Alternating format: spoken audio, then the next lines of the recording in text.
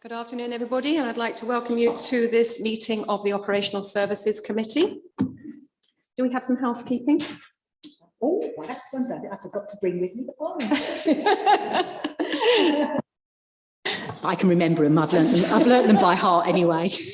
If the fire alarm sounds, can you please make your way out of the building by the nearest available exits? And there's a fire exit here and through down the back stairs to the atrium.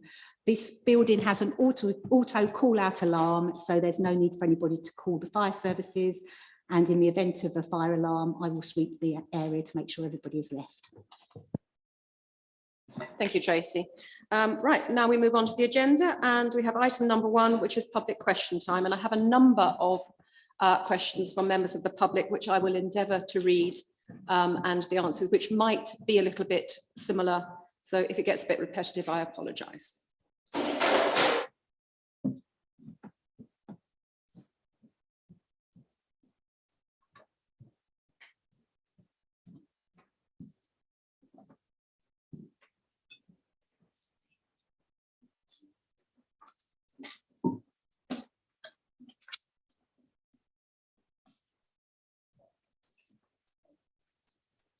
Okay. This is from Sarah Wadelow. So the bin collections in Witchford, Hadnam, Sutton and surrounding areas recently moved to a Thursday from the original collection date of Monday. Ever since this change went into operation, the bins have not been collected on time, usually 2 to 3 days late, leading to rubbish scattered across the road as bags are waiting for several days for collection. What do the council intend to do to correct this issue, especially as this service should be funded by council tax payments? And the response: the implementation of the round configuration saw drivers and their crew collecting from areas they had not operated in before. This, as was anticipated, created a level of missed collections. As the round settles and the crews become familiar with their new collection areas, the frequency of missed collections will reduce and stability will return, as evidenced with the collections previously. Additionally, substantial staff shortages have caused difficulties in deploying crews on some scheduled collection days. Employees are working overtime to catch up with outstanding collections and any spare resource deployed to assist. ECSS is actively recruiting to cover its vacant HGV driver posts and is training current employees to become HGV drivers to provide further resilience to service delivery. ECSS, the council's customer service and the communications team are working together to ensure that the information is shared with affected residents on a daily basis.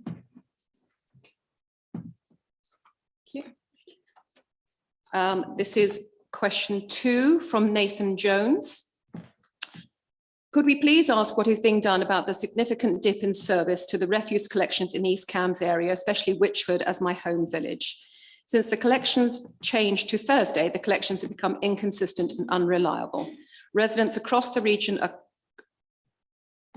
complaining and getting frustrated. However, the reasons seem solvable with some better management of the service. Before the date changes, collections were reliable. What is being done publicly to acknowledge the issue? It's clear there is one, and resolve it.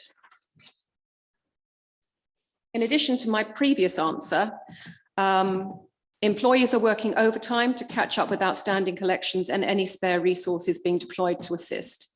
ECSS is actively recruiting its vacant HGV driver posts and is training current employees to become HGV drivers to provide further resilience to service delivery.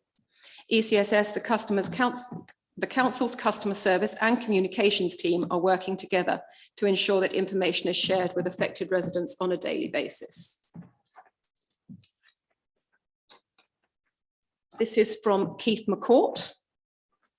Hi, the question is for the Public Services Committee meeting. When is the waste collection services going to be resolved? To keep blaming Labour issues is getting tiresome.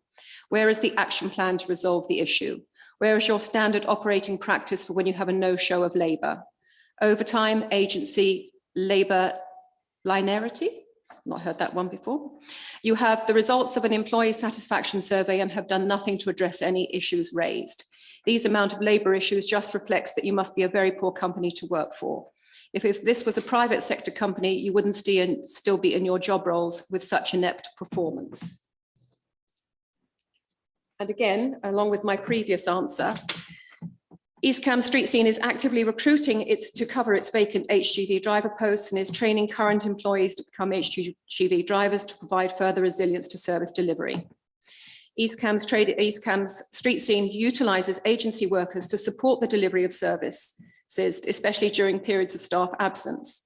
Due to the national shortage of HGV drivers, the supply of full-time and agency drivers across the logistics industry is slim, increasing the difficulty to find suitable replacements. Sorry, I'm going to have a slurp. This is from Mr. Squires. I have a question regarding the local bin collection in Wychford. Since you decided to change the collection day to reduce the carbon footprint during these rounds, I think we've only had one successful collection of both either the green or blue bin and black bag. Every other week, we've been at least one day behind the scheduled collection, and at least one collection was on our original day of collection on the Monday following, which is 4 days late. This is getting beyond a joke, and instead of reducing your carbon footprint, you're potentially increasing it. I had the pleasure of speaking to one of the drivers on a collection wagon the other week now, and he said his wagon can only take 6 tons of waste. And the amount of houses now in Wychford and the increasing number being built, the size of wagon will not be big enough. So how is this issue going to be resolved, and how are you going to reduce the amount of missed collections? And again, in addition to my previous response, the gross weight of a vehicle, the gross vehicle weight of a collection vehicle is 26 tons. However, each vehicle's tar weight, thank you, is different depending on the type of waste it's collecting. Due to the nature of recyclable waste and the difficulty in compacting this type of waste, vehicles collecting blue bin waste cannot carry the same amount of weight as those collecting residual or green waste. And this is from a Wayne Braybrook. I'd like to submit a question. Can the chair please explain why the refuse collections have gone so far awry with late or missed collections on an almost weekly basis since the change of routes, and what is being done to resolve the disruptions to the service? Oh, beg your pardon. The implementation of the round configuration saw drivers and their crews collecting from areas they had not operated in before. This, as was anticipated, created a level of missed collections. As the rounds settle and the crews become familiar with their new collection areas, the frequency of missed collections will reduce. East Cam Street Scene is actively recruiting its vacant HGV driver posts and is training current employees to become HGV drivers to provide further resilience to service delivery. And this is from Mrs. Vanessa Wheeler. As a resident of Wychford Village, I would like to know what the council are going to do to resolve the issue of missed bin collections. We have been a resident of Wychford since December 2021, and the bin collection has been diabolical. It took several months for the green bin collection to be resolved, and now has been resolved, maybe. But today, 1st of June, now the blue bin has been missed, and according to reports, several drivers not turned into work for various reasons. We pay a lot of money towards the council tax, yet the council seem not to be able to fulfil its duty in providing adequate bin collection. When will the council start to look into the issues at the bin collection depot and let residents know what is happening and what they are doing to bring the service up to scratch? And then again, in addition to my previous responses, East Cam Street Scenes, the council's customer service and communications team are working together to ensure that information is shared with affected residents on a daily basis. This is from Helena Ankerland from Sutton. The refuse collections have not worked properly since the change of dates earlier, and I believe some issues started earlier than this. I understand the issue is with lack of staff and would like to know what is being done to rectify this. I've been informed that the HGV driver salaries are below market rate and that staff morale is low. What is being done to improve things? Collected bin bags end up being ripped apart by animals and rubbish spread by wind all over people's gardens. It's unpleasant and unsanitary. Furthermore, non-collected full recycling bins people have to resort to putting recycling to black bags, thus reducing the already low recycling rates. And again, in addition to my previous response, East Cam's recycling rate for 2021 was 56.6. This rate saw East Cam's enter the top 25 authorities with the highest recycling rates in the country. And additionally, East Cambs has the highest recycling rate across all Cambridgeshire authorities.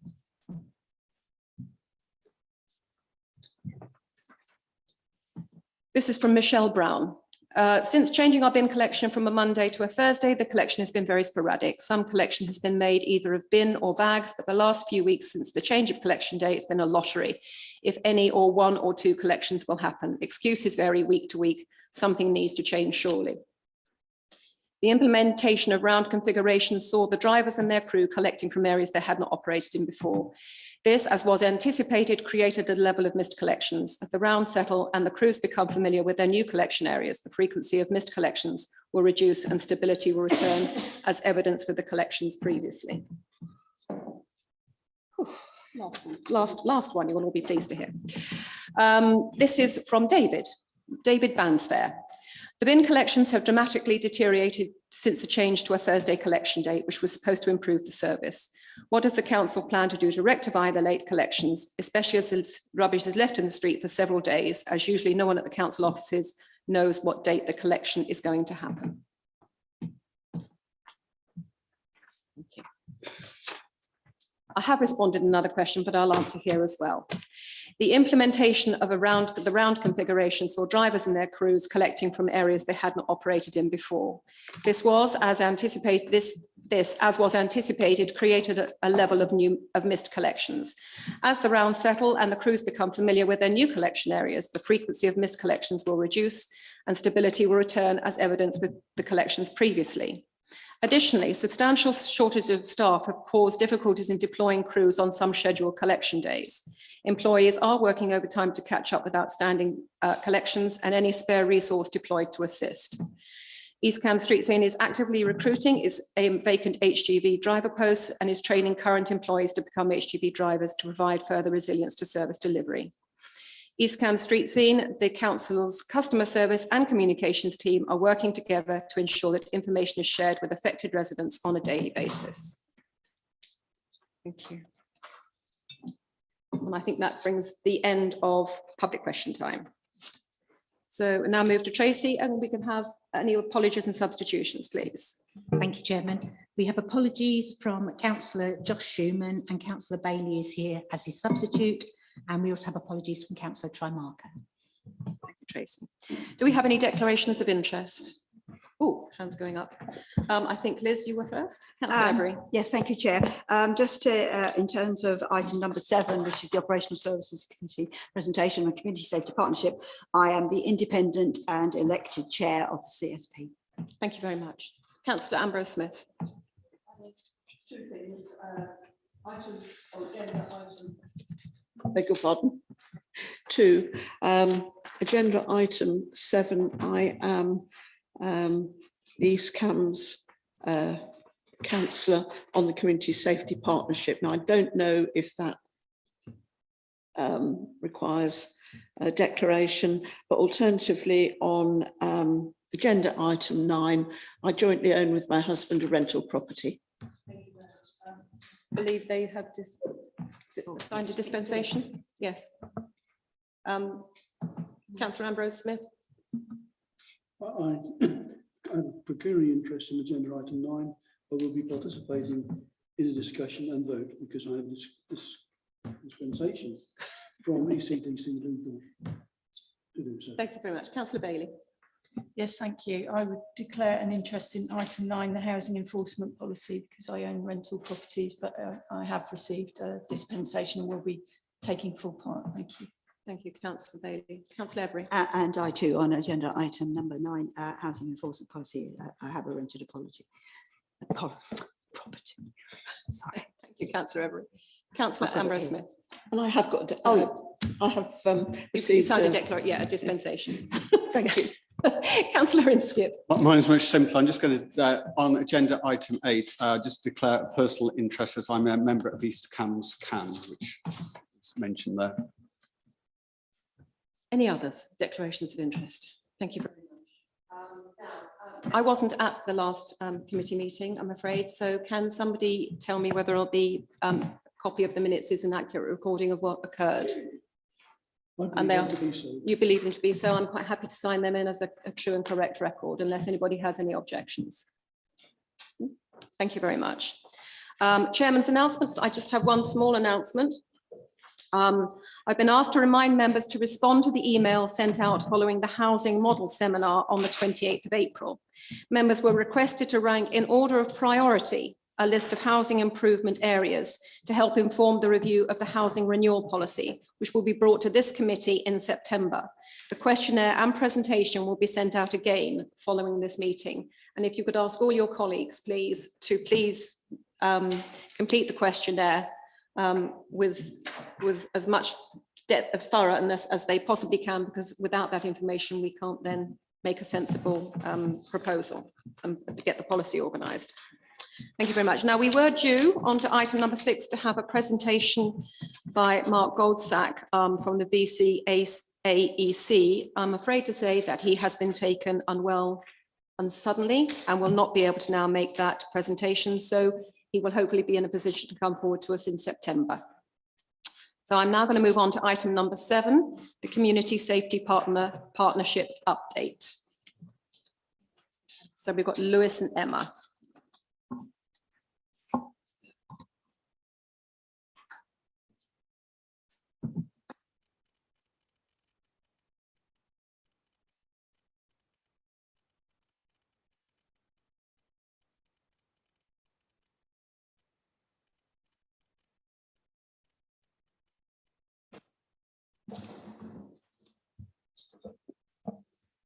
Thank you, Chair. Good afternoon, members. Emma and I will be providing an update on the work of the East Cambs Community Safety Partnership, often referred to as the CSP. I'll be starting off by outlining what the CSP is, what it does, who its members are, how it sets its priorities, what those priorities are. Then I'll be handing over to Emma, who will be taking you through some of the recent, current, and emerging work of the CSP. Slide, please. You'll all be familiar with much of the information on these next few slides, as the vast majority of it was covered in the briefing notes contained within the agenda packs.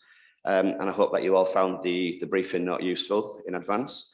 So as you've all seen this information in advance, I won't go into great detail. However, as a reminder, CSPs are made up of representatives from the responsible authorities. So these are listed at the top of the slide and in the briefing note. So in addition to the responsible authorities, the East Cambs Community Safety Partnership also welcomes other agencies. So for example, we've got representation from a housing association, and we've also got representation from the local business community. So what the CSP does, what those partners do, they work together to protect local communities from crime. They aim to help people be and feel safer. They work out how to deal with local community safety related issues. They assess local crime priorities, consult partners in the community on community safety matters. And what it really does is it really adds value to the day-to-day work that is undertaken by individual agencies. And the CSP develops and delivers a community safety plan to do exactly that. The Community Safety Partnership is linked in with 2 other groups. There's 2 other groups that exist within the structure of the CSP. These are the delivery group and the problem solving group. Slide, please. So starting off with the delivery group. So this is a tactical working group. Emma sits on this group on behalf of the District Council, along with other officers. It's chaired by Inspector Shane Fazy from the police. And what the group does, it delivers the CSP strategic priorities. It does this through a range of projects and initiatives using a multi-agency approach. The group has some task and finish groups within its structure. One task and finish group is specifically for young people. There is one looking at antisocial behaviour related matters, and there's one in development which is around housing. Slide, please. So the other group is the problem solving group, often referred to as the PSG. You may be familiar with the term PSG. This again is chaired by the police. So Sergeant Matt Lupton-Pike from the police chairs that group. Again, Emma sits on that group along with other ECDC officers. So the PSG coordinates a caseload consisting of people, places and projects. So the PSG and the partners, they'll identify where agencies are receiving lots of calls to service, lots of complaints, and they'll work together to resolve or reduce the problem, and if necessary, provide support to the people involved. If the issue does persist and it's unable to be resolved, then the group will look at more enforceable actions. Thank you. Slide, please. So moving on to the CSP's priorities. So each year, the CSP commissions a strategic assessment which provides a very comprehensive overview of current local community safety matters using research. So this piece of work, along with individual partner priorities and community feedback, is used to inform the CSP priorities and the specific areas of focus. So the current priorities are understanding risk and vulnerability of individuals and locations and helping communities respond. And the second priority is working to tackle local issues of high harm. The CSP action plan that delivers those priorities, it includes everything from community engagement. That is one of these specific topics, as it's obviously very important that the views of the community are obtained and considered throughout all processes and to inform emerging work. Cybercrime is another area of focus. Young people, as I mentioned, young people, there's actually a specific task and finish group within the CSP structure looking at on the topic of young people. Antisocial behaviour, again, as I mentioned, it's got its own task and finish group. Training, whether that be training to local schools, parish councils, voluntary and community sector organisations, communications, how we communicate with each other, with partners, with the public. Other examples, safer streets, scams, and many, many others, as you can see. I'll now hand you over to Emma, who will take you through some of the recent, current and emerging work of the CSP. Thank you, Emma. Thank you, Lewis. So to start with, we'll start with the heading of communication and engagement. So we have and hold community forums. We've had one in Hadnam recently. This is where members of the public can come and consult with multi-agencies, part of the PSG, parish councils, to raise their concerns with us. We can go away as a collective and look at those issues and how to best implement actions to help at least reduce, if not eradicate, those issues. We give that a certain amount of time to embed into the community, and then we go back and feed into the community exactly what we've done and ask for their feedback and evaluation as to how they see the difference and the benefit of what we've done collectively. So that's one area. Coveney online webinar, there was a need brought to the CSP in relation to home security following a recent spate of burglaries. So we provided, at the time it was COVID restrictions, so rather than miss out, we went out online and presented to around 20 members of Coveney community on home security and basic security measures for their gardens. We have parish council engagement, a new police reporting tool we've been advertising. So as well as being able to report crime and incidents online, you can also now raise concerns, general concerns, and that gets fed through the intelligence and communications department, and that will get fed to the local neighbourhood community sergeant or inspector. We've also had a CSP newsletter. We've had 3 editions so far. The 4th one I'm currently liaising with our other partners to develop.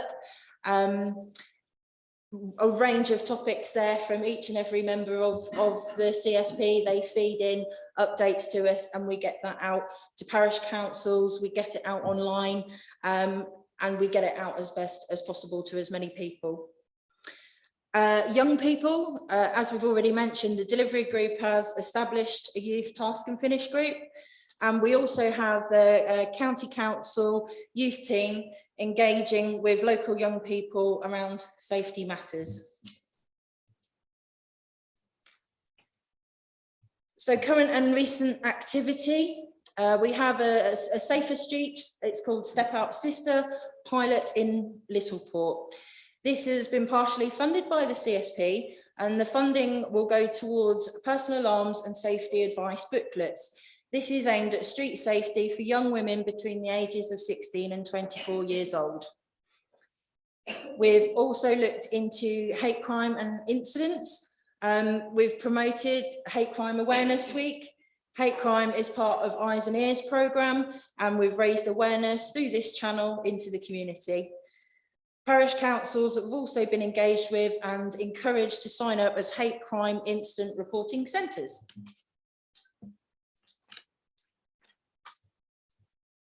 So example of some work that's emerging at the moment, we've had a drink spiking campaign, a cyberbullying toolkit. This is available on the East Cams website and the CSP webpage. Safer Streets business pack.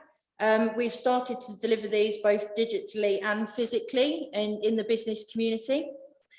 We have additional community forums in the pipeline this year. Preventative projects. One example is a Consequences Day. This is where we are utilising the courthouse, and Year 9 students are invited to take part in a role play activity, playing out a process from getting arrested to being sentenced. And there's an element of fun to that because we don't want to shock people, especially the youngsters, but equally it's a day to sit down and say, what you do now will and can affect you in later life. So it's to get that sense of feeling. We have an exploring social media opportunities with our CSP Twitter page.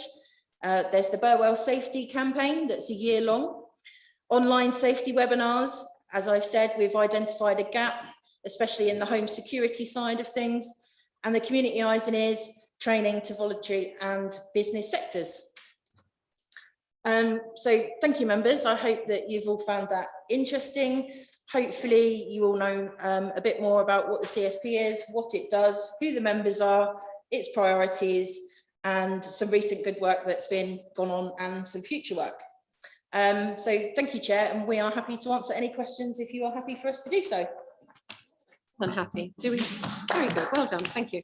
Do we have any questions? I knew your hand would be up. Councillor. It's not a question. I just wanted to follow up as chair of the Community Safety Partnership, and just to say that this is a government initiative that we have in this, and many parts of it are statutory. You will appreciate that East Cams is only one of the stakeholders in this strategic approach to supporting our residents.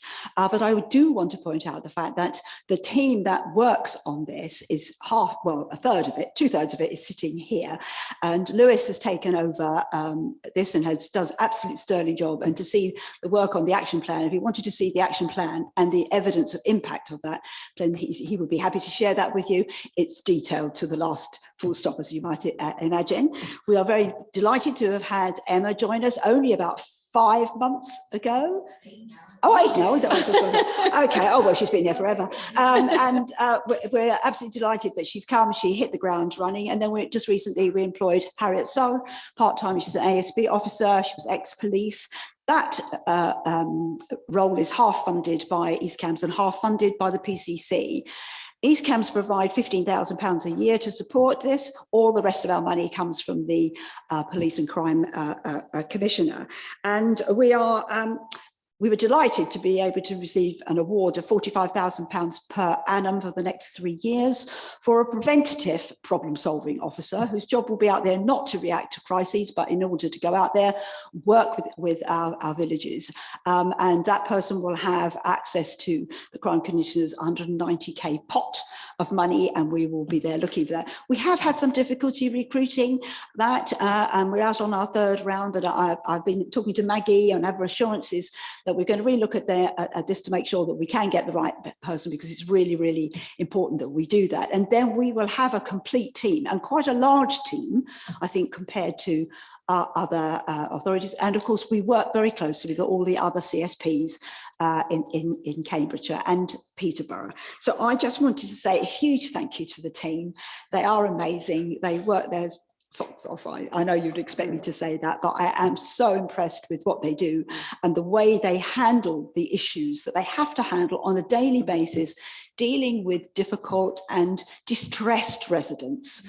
And they do that amazingly well, and they cover the whole of East Cambs, the exclusion of nowhere. And I just wanted to put on record how grateful I am to the team.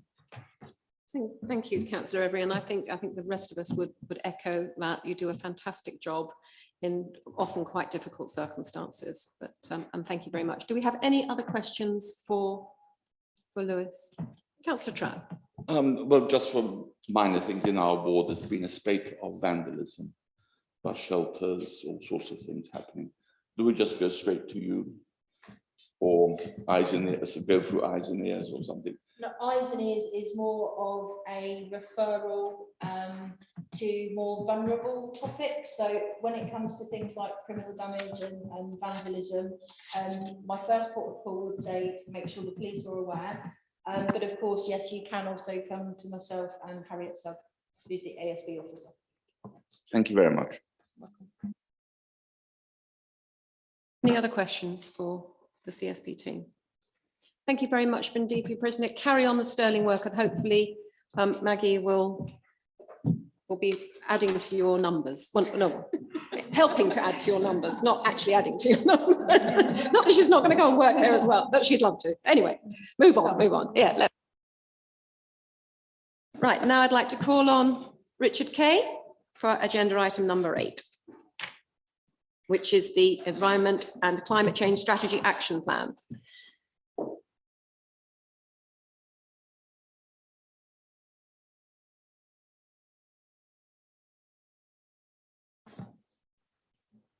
Thank you, Chair.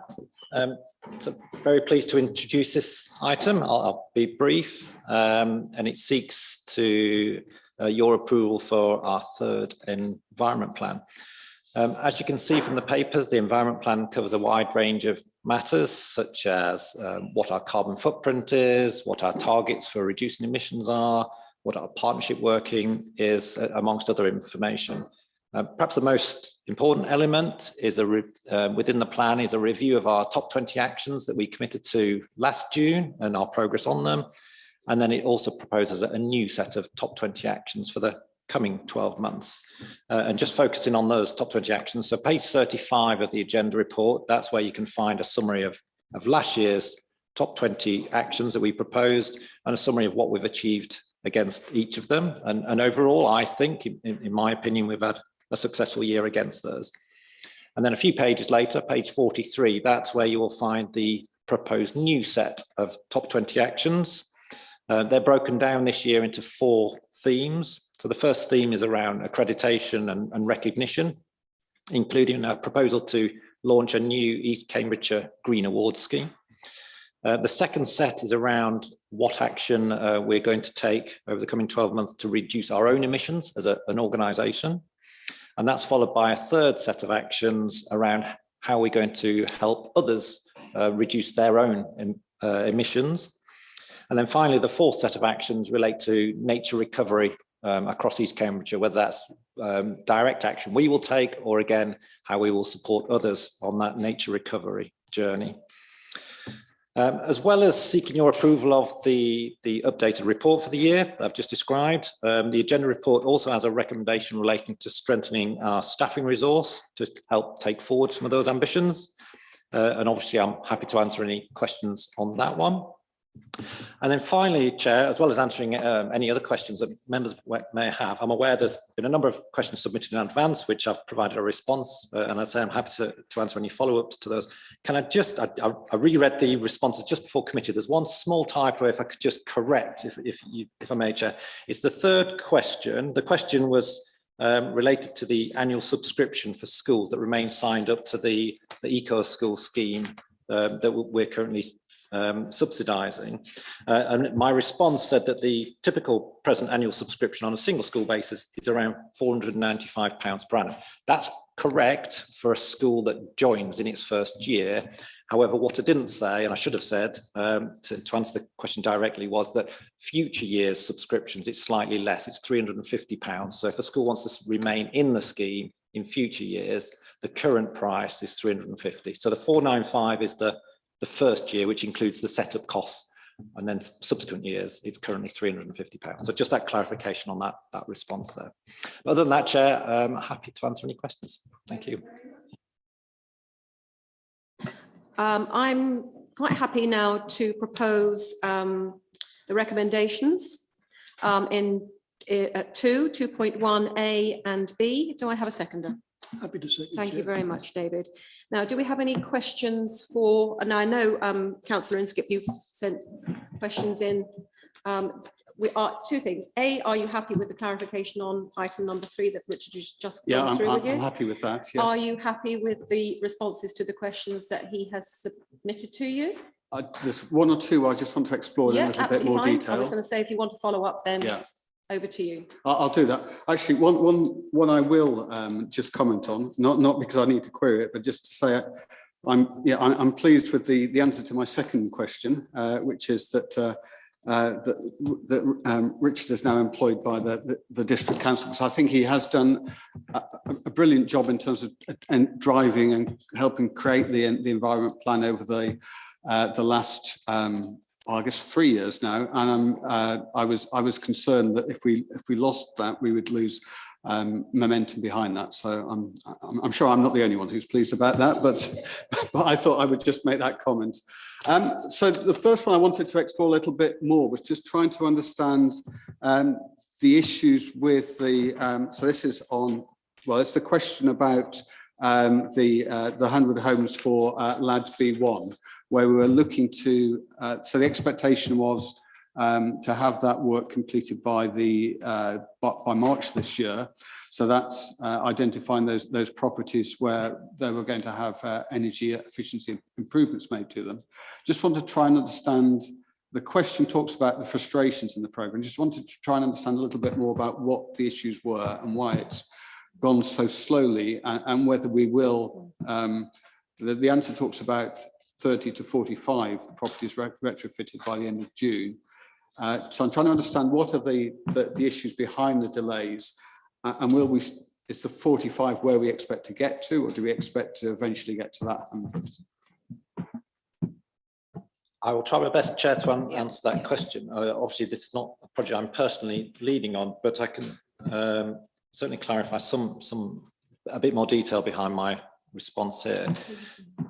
If you look at the original target, where we were aiming for 100 homes, we stipulated that we intended, or the aim was around half of that, 50 of them, to be park homes.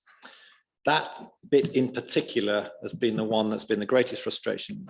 The reason being is that once the grants, etc., were announced, but further down the line, government changed the rules in terms of what level of retrofitting, what service level, if you like, what standard had to be put in place to qualify for that grant.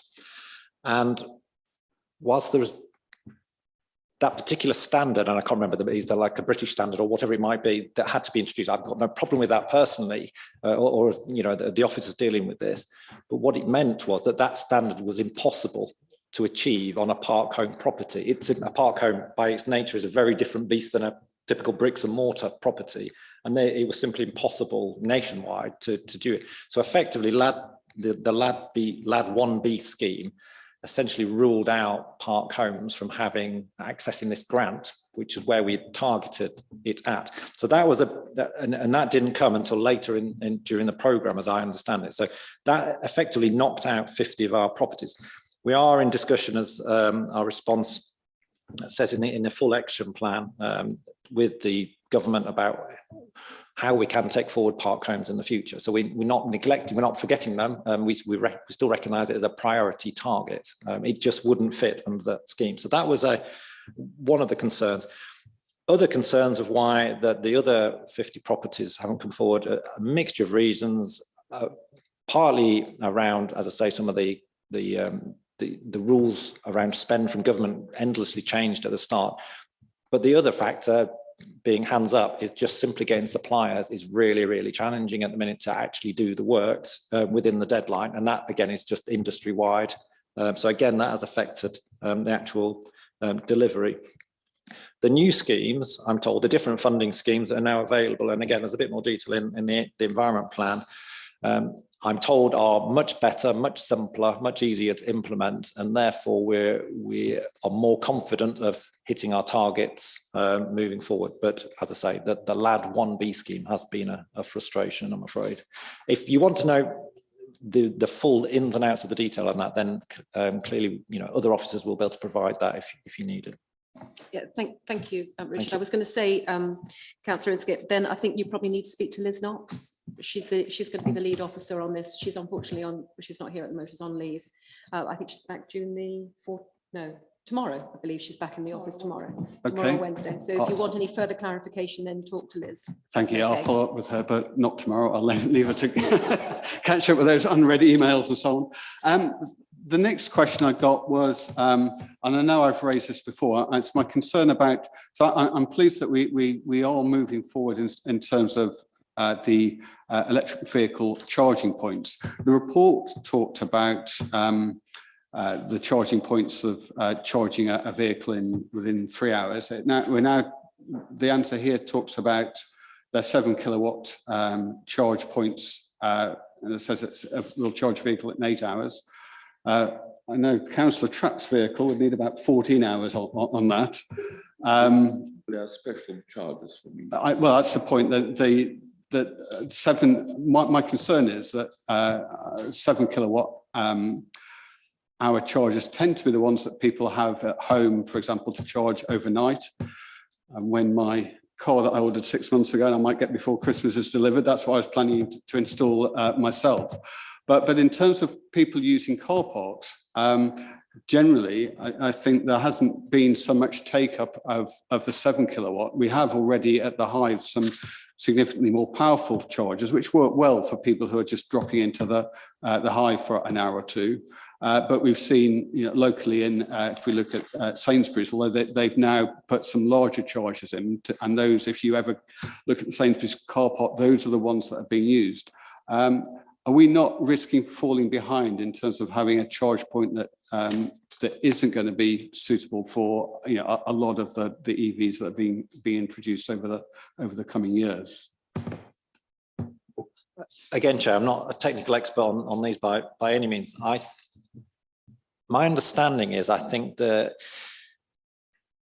putting in more powerful charge points is not as straightforward, and you probably know more about this than I do, than perhaps it should be. And I think it's just some of that infrastructure to actually connect into the system has restricted the level of power. Now, as I say, I don't know the ins and outs of why these are, but I know that there's been quite a lot of detail work with other officers into what we can go out for, what the grant schemes were available, and what can be implemented. And unfortunately, I think the 7 kilowatt was the only practical ones that we could put in place for these particular schemes. But I take your point that whilst for home charging, a low charge would be fine because most people do it overnight. I think as we move forward, the more powerful, the better. But again, it's the constraints on the infrastructure system, I think, is to what we can actually put in what places. But I don't know the full ins and outs of the answer, and I don't know if again we can provide a detailed response. Yeah, I think you need to speak to Sally Bonnet or Spencer about this sort of thing. That's beyond Richard's. Okay, yeah, I'll do that again. I know the infrastructure issue is that anything larger than 7 kilowatts needs a 3-phase supply, which you don't necessarily have a standard. But I think we need to investigate that in the future, because I think that will Again, become more if you can important. refer that question to Yeah. Sally Bonnet, that would be useful. Thank you. Do we have any other questions from any other members? Councillor Bailey? Mine was less of a question. I just wanted to add a bit of context to one of Councillor right. Inskip's question. if I Yeah, may. fire away. Just from the combined authority perspective, which was around the green homes energy grants, because it's fair to say there's a huge amount of frustration across the whole of Cambridgeshire and Peterborough and nationwide. I think everyone's suffering the same issues about the amount of funding that is not being used, basically, and having to be handed back to government because of supply chain issues and lack of a skilled workforce to, you know, in enough quantity to deliver against and use all of the funding. I mean, we're gearing up now to receive the second lot of funding through the next scheme, and I think in total, Cambridgeshire and Peterborough combined authority is facing potentially handing back £100 million across the combined authority patch because of the issues around supply chain and lack of skilled workforce to deliver. It is something that is being massively taken in hand by the Cambridgeshire and Peterborough Business Board, which is the LEP for our region, to oversee what can be done about that, and the skill around the skills agenda as well, which my colleague here to the left is heavily involved in at the combined authority, around trying to gear up more people to actually get this money out the door and get it used, and getting it improving people's situations. But there's a lot of frustration across the patch, I think, on this subject. I just wanted to add that as a bit more context. Yes, you're going to be implementing new grass cutting and wildflower management, I see. And will that include the no mow May? Whereas I don't think that was actually done this year. I don't know the answer to that question, I'm afraid. That would be a question for Spencer Clark, and yeah. We'll make sure that's followed up with Spence, but I certainly know on a local level, parish councils are often taking this into their own hands and having their own rewilding schemes, where they would have no mow May, and doing certainly rewilding in other areas as well. But we'll get Spencer to give you a written reply.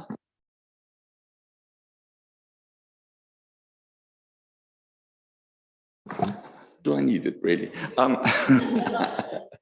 I did send some questions on Thursday. Can I just ask, I'll ask some of them only, because, what? In the what? Oh, okay, fine, all right. Page 36, number 7 on the report. Council has recently signed up to a National Investors Environment Programme, which is wonderful. Does it extend to all the council space and assets, or just to the Grange? How is it for everything that the council owns and has? Yeah, it's the organisation as a whole. Yeah. Okay, thank you very much. The other one is the wonderful news about the £1.75 million for this is number 9, page 37. Is there any process of allocation of, is there any sort of process determined about these allocations? How the money is going to be allocated, on what process will be done? Again, you're not looking at the right person. All right, okay, fine. This is I'll another put one that through there. Okay. For Liz Knox to answer. Yeah. Okay. Yeah. Okay, fine. I shall submit them anyway. Okay, fine, thank you. How the page 39:12, this is electric vehicle charging points. I'm glad we're getting some. What determined the siting of these? Do you know? Why were these particular things chosen? And I have the same query that Councillor Inskip had about being able to use these things, because obviously having charging points at parking places like, say, station car parks is not the right way, because you tie up the charging point for all day. Yeah, as I understand it, there are a number of criteria looked into in terms of where was it practical to install these, being the first one, but secondly also the cost of installing them.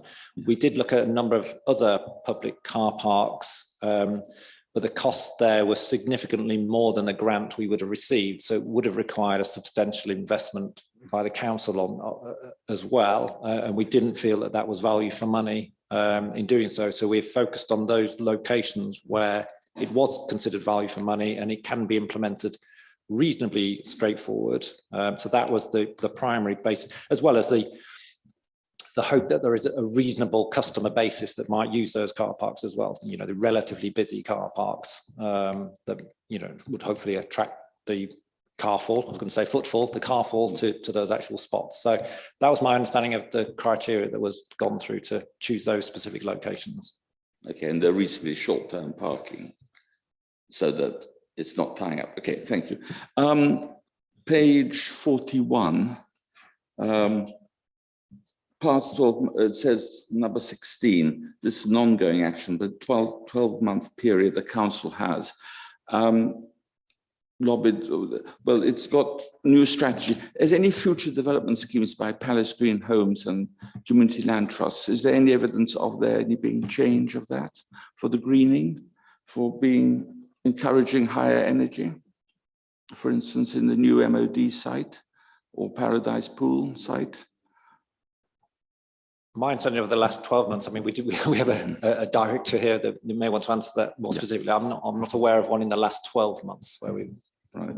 We look at, sorry, to answer the capacity, Palace Green Homes capacity, there has been green initiatives through the Hampton development, and there continues to be other green initiatives. If you look at the Kennet, it was done through open green spaces. But then there's a sustainability policy now, which members should have all had sight of or be aware of. So that will be the standard going forward as well. Okay, any more detail than that, I would need to come back. Page 58. This is actually a typos, I think. You've got portable water as opposed to potable water. And there's and the second mention in the second thing should be non-potable, I think. I'll check those, I'll correct those, yeah. Okay. And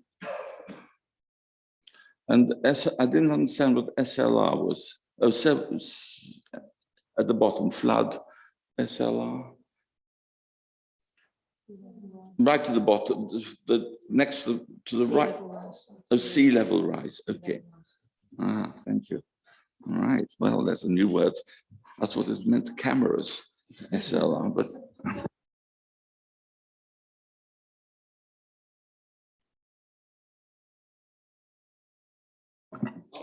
Councillor Trapp, you're quite happy with your questions. If you want, I understand you've submitted them to Adrian. They will be looked at and you'll get a formal written reply. Councillor Jones. Thank you, Chair. Oh, it's just a slight follow-up to Councillor Trapp's one. Has the ECDC looked into, you were looking at a location-wise and value for money. Is there any money to be made? I'll just kind of quick word, Mark, he said, I know it can get tied up, but has the council looked into whether it's an earning opportunity to provide it on its charging points? It is aware of the opportunity, but I would say that the current cost of installing charge points is still relatively expensive for the returns you'll get, which is why they're not being installed commercially other than via grants from government. So the scheme we're doing here is substantially paid for through grants, because commercially they won't do it unless there's grants are available. So that kind of answers your question in that unless government subsidises it, they're not happening in simple terms. Now, what we do have today, and I think starting, I think it's next week or certainly by the end of the month, is change to the building regulations, which now make it compulsory. So hopefully new builds, whether that's residential, commercial or whatever, there are new building regulations coming to force this month, which will require charging points to become much more mainstream, obviously not in public places, but as part of private provision of new development. So that may bring down, well, hopefully it will increase the provision, but also it may increase the market and therefore may increase the reduce the costs of installing these as well. But that's a matter for the future, we'll see. Thank you. Just one other little point. You furnished a bit more details. I must admit, I didn't know about the scheme for for schools, and obviously you're going to sit and say there's new criteria with the national the teaching whatever it is. Sorry, I can't think of my words. The national curriculum. Do you feel it will warrant the cost for a school to stay employed with it, given they are on quite a strict budget? Is there any benefit other than having it against their name? I just wonder how much value there will be in signing up to it as a teaching resource, or whether it... Sorry, do you mean valuing ourselves continue to subsidise the eco schools? Is it? I meant from schools' point of view, subscribing to the scheme. If it's going to lay them out, they've got to lay, I said initially it's 400, now you've obviously amended it's going down, so it does make it a bit more. Well, I can see there's a national curriculum point in teaching it. Is there any other benefits? Can you name any other benefits that go alongside it other than being accredited with it? We are a part of this school. The reason why we started this project a few months ago, and obviously we're in that first trial year, it's not just necessarily about the school itself, but it's about the education of young people in that, and then hopefully they will take that home, etc. It's about generally spreading the message about what's possible, what are the issues, and what can a school do directly, and then what can the pupils do at home, etc., etc. What it's all about was trying to help, encourage, educate the residents of East Cambridgeshire as a whole, and therefore for the relatively low cost this first year as a trial, as a council, we spent less than £5,000 on this first trial. If we carried on for another 10, up to 10 schools, that'd be at £350. That's another 3,500.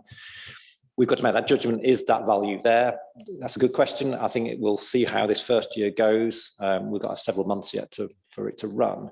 But I think, in my personal view, I think going into schools and spreading as much message you can about climate change, nature, and locally, not just what the national curriculum might tell the pupils or the teachers what you've got to teach, but it's about what does it mean for us in East Cambridgeshire, because every area is different. What can we do locally in East Cambridge to make a difference? What impacts might we feel from climate change in East Cambridge? So I think there is a local flavour to it. So if necessary, if that means spending a little bit more to give that a little bit better local flavour to it, and then give them some award at the end of it as well. This eco, it's a bit like the green flag scheme. You get an eco school flag type scheme, just to give that pride in that local school about what they're doing and making a difference. And hopefully that will just spread the message a bit further and wider. So my personal view is, yes, I think it's certainly been good value for money for trial it this year. Let's see how it goes. And my instinct would say, yes, let's try and carry it on if there is that buy into it. But ultimately, we'll see what happens in this first year. Thank you. Another follow-up question. Yeah, just one more that was sort of prompted slightly, partly by the answer about the change to the business to the building regulations, and obviously that's going to affect any new construction, and I'm thinking particularly about workplace parking. But one of my questions was to try and understand what plans the district council had to put in EV charging points to encourage employees to switch to EVs. Now, a number of employers already do that. My own employer's done that for several years, but not in East Cambs, just in Cambridge. But I'm aware of a number of East Cambs employers that have installed charging points. And I'm wondering if we as an employer are getting a little left behind with, again, some of the more progressive employers who are looking at how they can help encourage employees to switch to electric vehicles. Of course, along with that is trying to get them to not even drive in if they can do, and look at active travel. But where they are driving and they don't have an alternative, whether we should be doing more to encourage through things like workplace EV charging points. Yeah, I think we should be doing more, and that's why one of the actions from this year is to develop a travel plan for this council as an organisation, so that works with staff.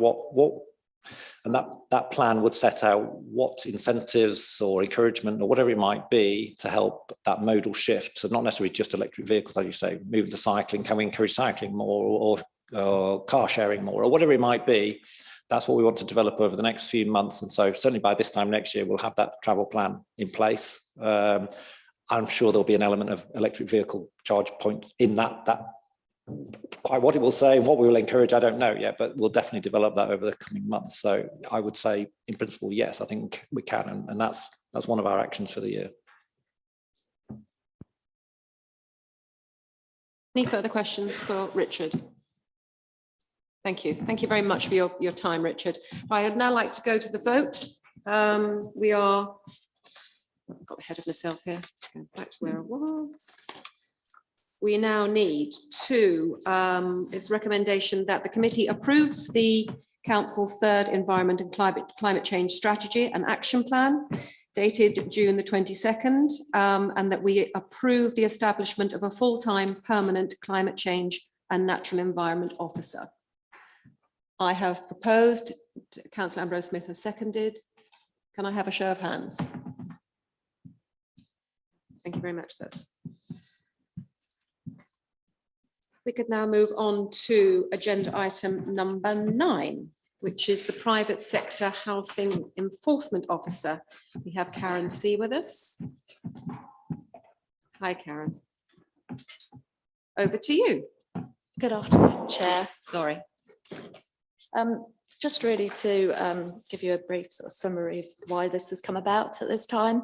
Obviously, the council has a statutory duty to deal with unsatisfactory and unsafe housing. And in order for the council to robustly regulate against those more unscrupulous landlords and agents, it must publish a policy outlining the means by which it will do this. And this includes how it will arrive at any civil penalties it deems appropriate to charge for a particular offence.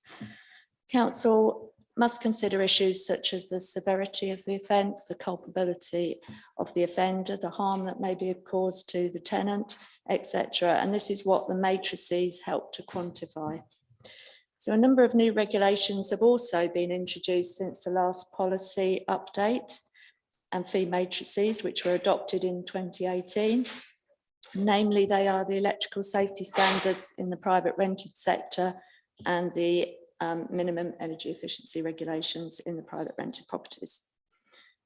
So enforcement powers in any situation must be used consistently and in a fair and proportionate way, with clear information provided to landlords, tenants, owner-occupiers and other relevant organisations in the first instance on their responsibilities and how to keep their tenants and people safe in their own homes. And it's only when really informal action has failed or there has been a willful or significant breach of the regulations that formal enforcement action should be taken. So therefore I ask for members to approve the draft policy for consultation to interested parties over an 8-week period and to agree the new fee matrices that have been developed.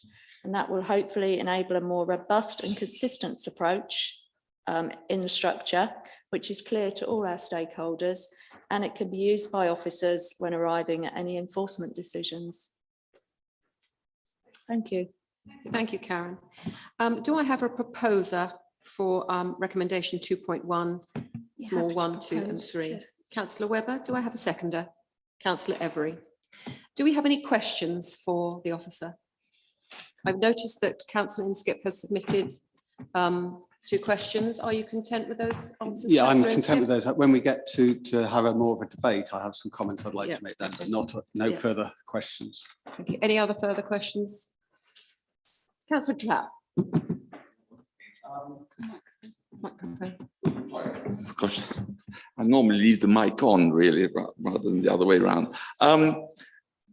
Yes, I mean, I had the question about, it seemed to imply that the council knew about landlords, but I see from Mark, the response to Councillor Inskip, that the council is unaware of who are landlords. Fine. The page 12, this is a minor point, but right at the bottom, landlords are expected to either. It seems to imply that landlords have to have an agent. You're either saying either provide an agent or ensure they maintain appropriate communication with their agent. So it seems, I don't know about private landlords. I don't have that, whether private landlords have agents or deal with them directly. From our own experience, we have always used an agent, and we are nagged relentlessly when certificates are coming up for Councillor Ambrose, renewal. this is actually a question for officers, I'm afraid. Yeah. Your personal experience is not relevant, I'm afraid. So, sorry, over to you, Karen. I think I do take your point. It does read that they should be expected to provide an agent, but I can make that change and we can make it clearer. For clarity, that Yeah, would be. for clarity, I shall make that change. Yes. I do have another question, page 27. The penultimate paragraph. It's where it isn't quite clear where there's a banning order is against the landlord or against the property. So if a landlord has quite a few properties, is the banning order for all of them, or just a particular property which is having lots of problems? A banning order is relevant to the individual, not the number of properties. So it's the individual that is banned. And all their properties would be then banned or fired. That individual would be banned and they would have to get alternative. Okay, fine. So it would be the whole place. lot. Thank you very much. Any further questions, Councillor Trapp?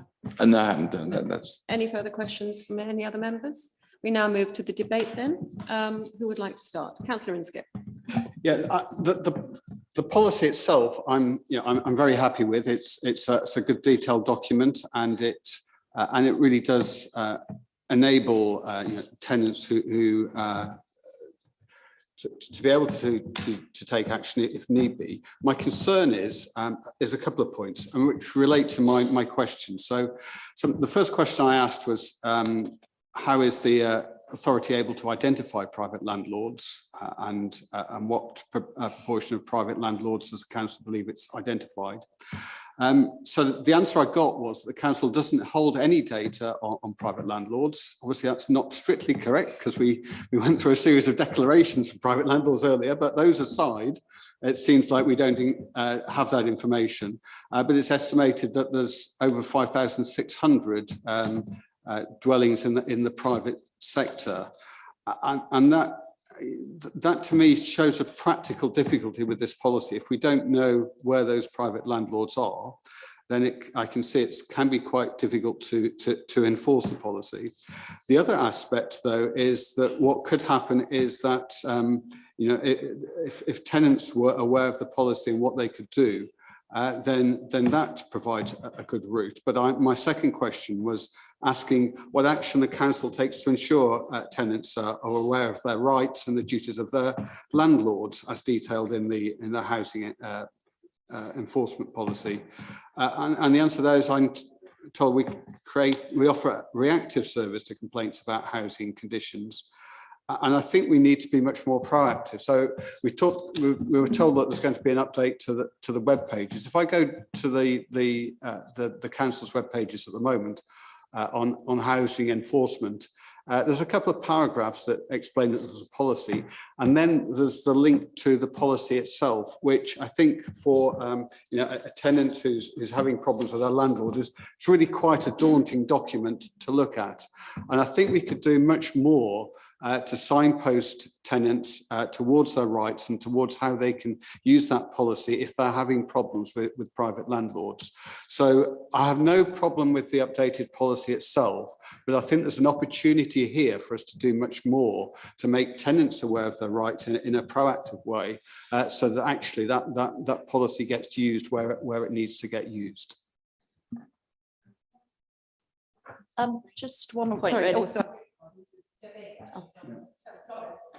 Technically you can't, but what I think, I absolutely agree, Mark. I think this is a very valid point that you've raised, and I think if we ask Karen to speak to IT and find out a way of making, as you say, if I was a tenant who was having trouble with a landlord and I then dived into that, I think I would probably think I'll just move. Yeah, I quite agree. I think it's a way of that we need a simpler ABC type thing. I think I would agree with that. Councillor Webber. I think it's worth noting as well that the housing team do proactively engage with private landlords who are private social landlords, and also with tenants of private social landlords. So they hold regular forums with a number of private social landlords.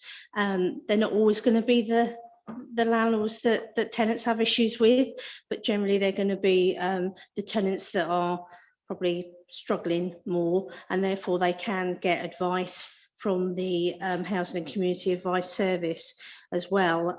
So it's worth, when you do that, linking in with housing. I don't know all the detail on who they interact with or how they find those landlords, but they do a lot of work with private landlords. Just to follow up from that, from Councillor Webber, do we know roughly how many of the 5,633 properties are sort of social rented? But I mean, is it significant? So what you're saying is, as part of the housing or rented housing is known because it goes through as socially aware, but is that a significant thing or not?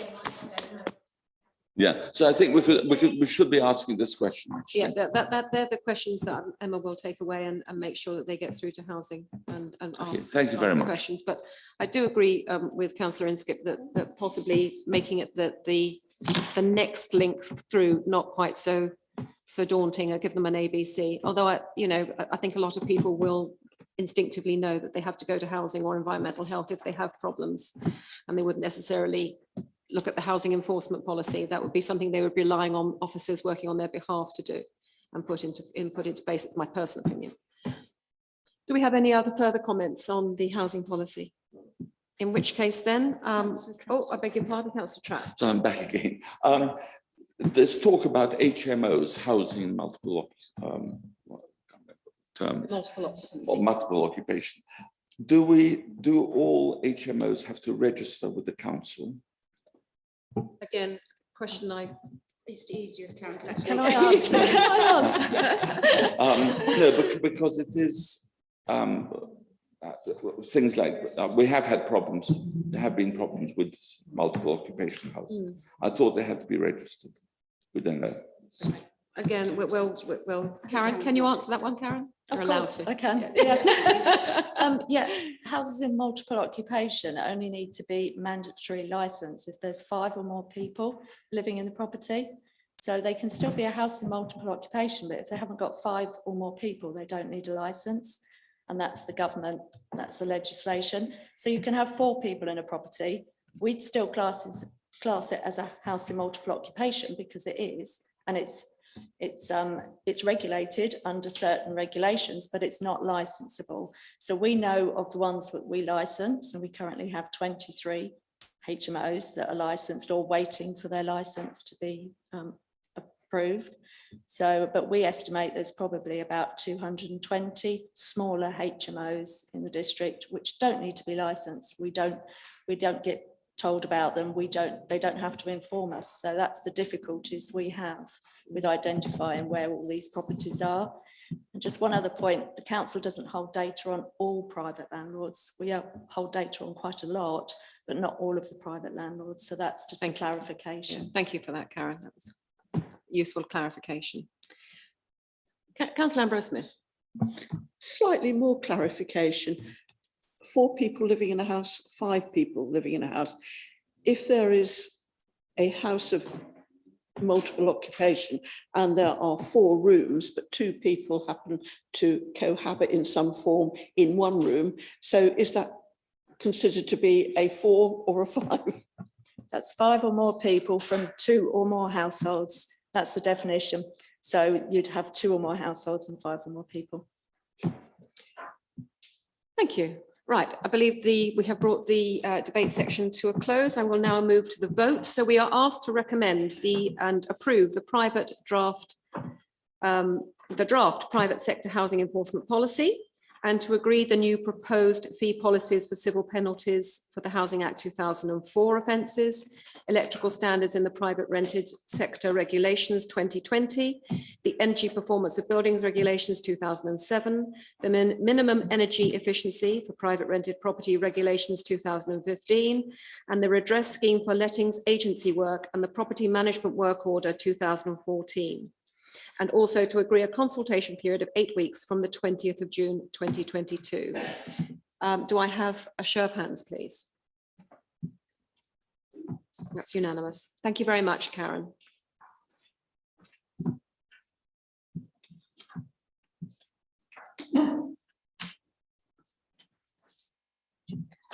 And now we have agenda item number 10. The approval of the 21 to 2024 Food and Health Safety Service Plan. Thank you, Richard. Over to you. Thank you, Chair. I hope members have had the time to study the service plan that I'm referring to. Through the COVID pandemic, the hospitality and food businesses were a category that suffered heavily with the changing lockdown restrictions. In response to the pandemic, the Food Standards Agency allowed councils to suspend normal food safety interventions and recognised that environmental health officers were involved in COVID enforcement and information. The agency have now required that food interventions and inspections are brought up to date to restore customer confidence in the hygiene rating scheme and to support the food businesses as they transform and recover. The service plan presented outlines the work plan for the commercial team to meet the agency's targets by the end of March 2023, whilst acknowledging the changes to the food environment. The service plan also allows the team to align with the Health and Safety Executive's national priorities. The request is that the report be noted by committee and allow the requirement to publish the service plan as required. Thank you. Thank you. Do I have a proposer for the recommendation? Councillor Ambrose Smith and a seconder? Councillor Bailey. Thank you very much. Do we have any questions for Richard, for the officer? There were no written questions. Do we have any verbal questions? You're getting away lightly here, Richard. He's almost sliding out of the room, aren't you? If you'd like to stay there just for a second. Do we have any things that anything to say? Any debates? Quite happy just to approve this policy. Councillor Ambrose Smith. You're sneaking away there. Sorry, you've got caught, Richard. Very thorough report. Just a comment, really. Are you a bit daunted about the amount of work your team's got to do? It's because there's all the work there, isn't it? There is a lot of work.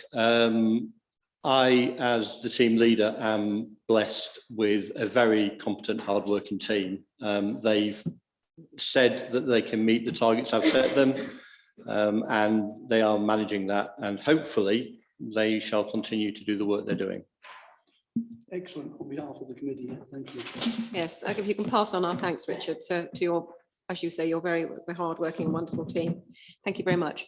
I think I'm just going to move straight to the vote on this one then. Do we have a show of hands, please? You can slip away now, Richard. Thank you very much indeed.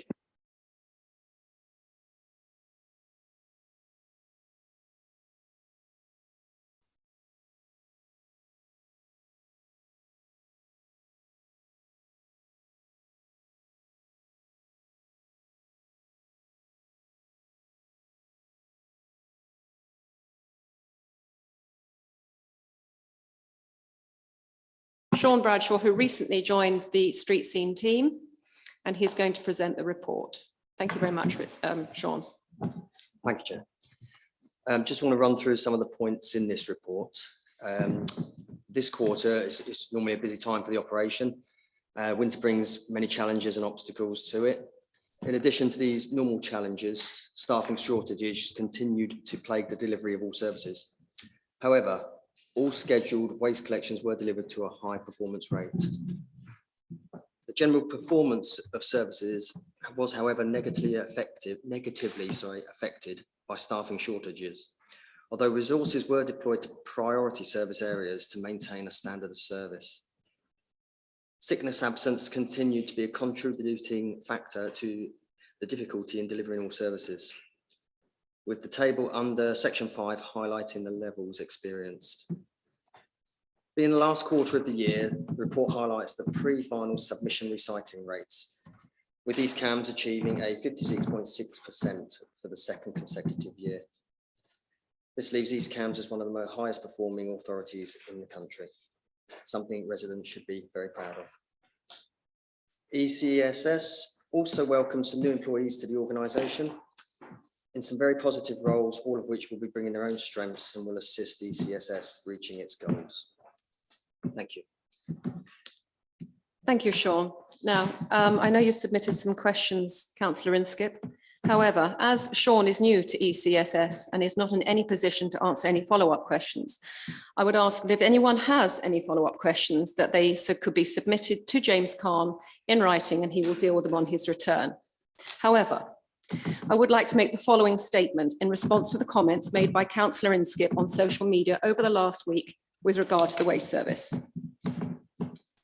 Councillor Inskip has again taken to social media to call for action on the waste service, demanding there are management meetings to adopt his ideas with regards to the current situation. I would like to take this opportunity to set the record straight. Firstly, the national HGV shortage cannot have escaped anyone's notice. Councillor Inskip attributes our current staff shortages to wages. Actually, there is sickness amongst some of the crews, which has resulted in 3 crews not being able to get out in the last 2 weeks, coupled with half-term holidays that meant at one point we were 7 drivers down. The reference to the difference in salary paid to our drivers and that of a private business is based on a false assumption that the terms and conditions are the same. They are not. Our crews are on task and complete. A private company will be asking for a 37 or a 40-hour week. We do not. There is no direct comparison. Once again, the reference of the failure of the round configuration, poorly executed according to Councillor Inskip. Frankly, the minor tweak of 950 addresses out of 40,000 households is not a failure, but a recognition that some rural rounds take longer than others. The assisted collections you refer to were addressed as soon as they were brought to the attention of office staff. Loaders and drivers over the years have been assisting some residents informally, but now these arrangements have been formalised. The in-cab software that was referred to was being investigated just as COVID-19 struck, so was put on the back burner. It has not been forgotten about and will be under consideration when things have settled down, but is by no means a cure-all and it brings its own set of problems.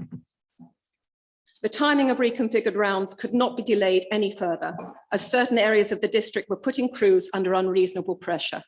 There was never going to be a perfect time to do the reconfiguration. Summer brings its own issues along with summer holidays, and winter, the often bad weather and increased sickness among crews.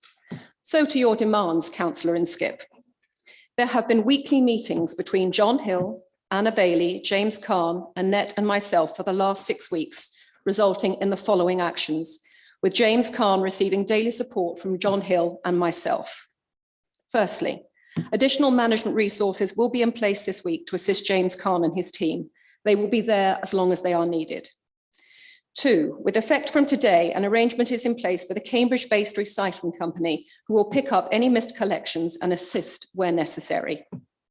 3, the assisted collection list has already been updated and will continue to be so as residents make contact. 4, there have been meetings between John Hill and the union representative to ensure that the physical and mental well-being of staff is being looked after. 5, we have been offering training to all staff since the service came back into house, not just in the last 2 years. And to date, it's been very successful, with our most recent successful candidate, Justin Dillon, passing his HGV test on Friday. As a result of the COVID-19, the process now, instead of taking 3 months, is currently taking anything from 9 to 12 months. Agency staff have been sought and employed, but it's not always been successful. This job isn't for everyone, with early starts and out in all weathers and dealing with things most of us would balk at. Personally, I salute each and every one of them. They have been magnificent under difficult circumstances. We need to be supportive and not critical. I want you to be aware, Councillor Inskip, the work has been going on tirelessly behind the scenes by hard-working officers to get the service back on track. Your constant criticism of what you regard as management failures does nothing to improve the morale of staff in the offices or those out on rounds. James Khan, in the last 6 weeks, has on more than one occasion spent all day in the office and then gone out in a vehicle to pick up missed collections after an agency driver lied about what he had done. Sean has been out on many occasions acting as a driver, and on one Saturday was responsible for single-handedly collecting the recycling bins in Fordham. I thank him and the whole team for their extraordinary efforts in the face of unusual levels of sickness and absence in the last 2 weeks. I don't want you to think that anything that has been done or put in place has been done as a result of your criticisms or suggestions. It was being done anyway, because it was the right thing to do. And just as a footnote, I noticed that a tweet was sent out about a chicken carcass covered in maggots that had been ripped from a black sack. Can I remind all residents that food waste should not be put into black sacks?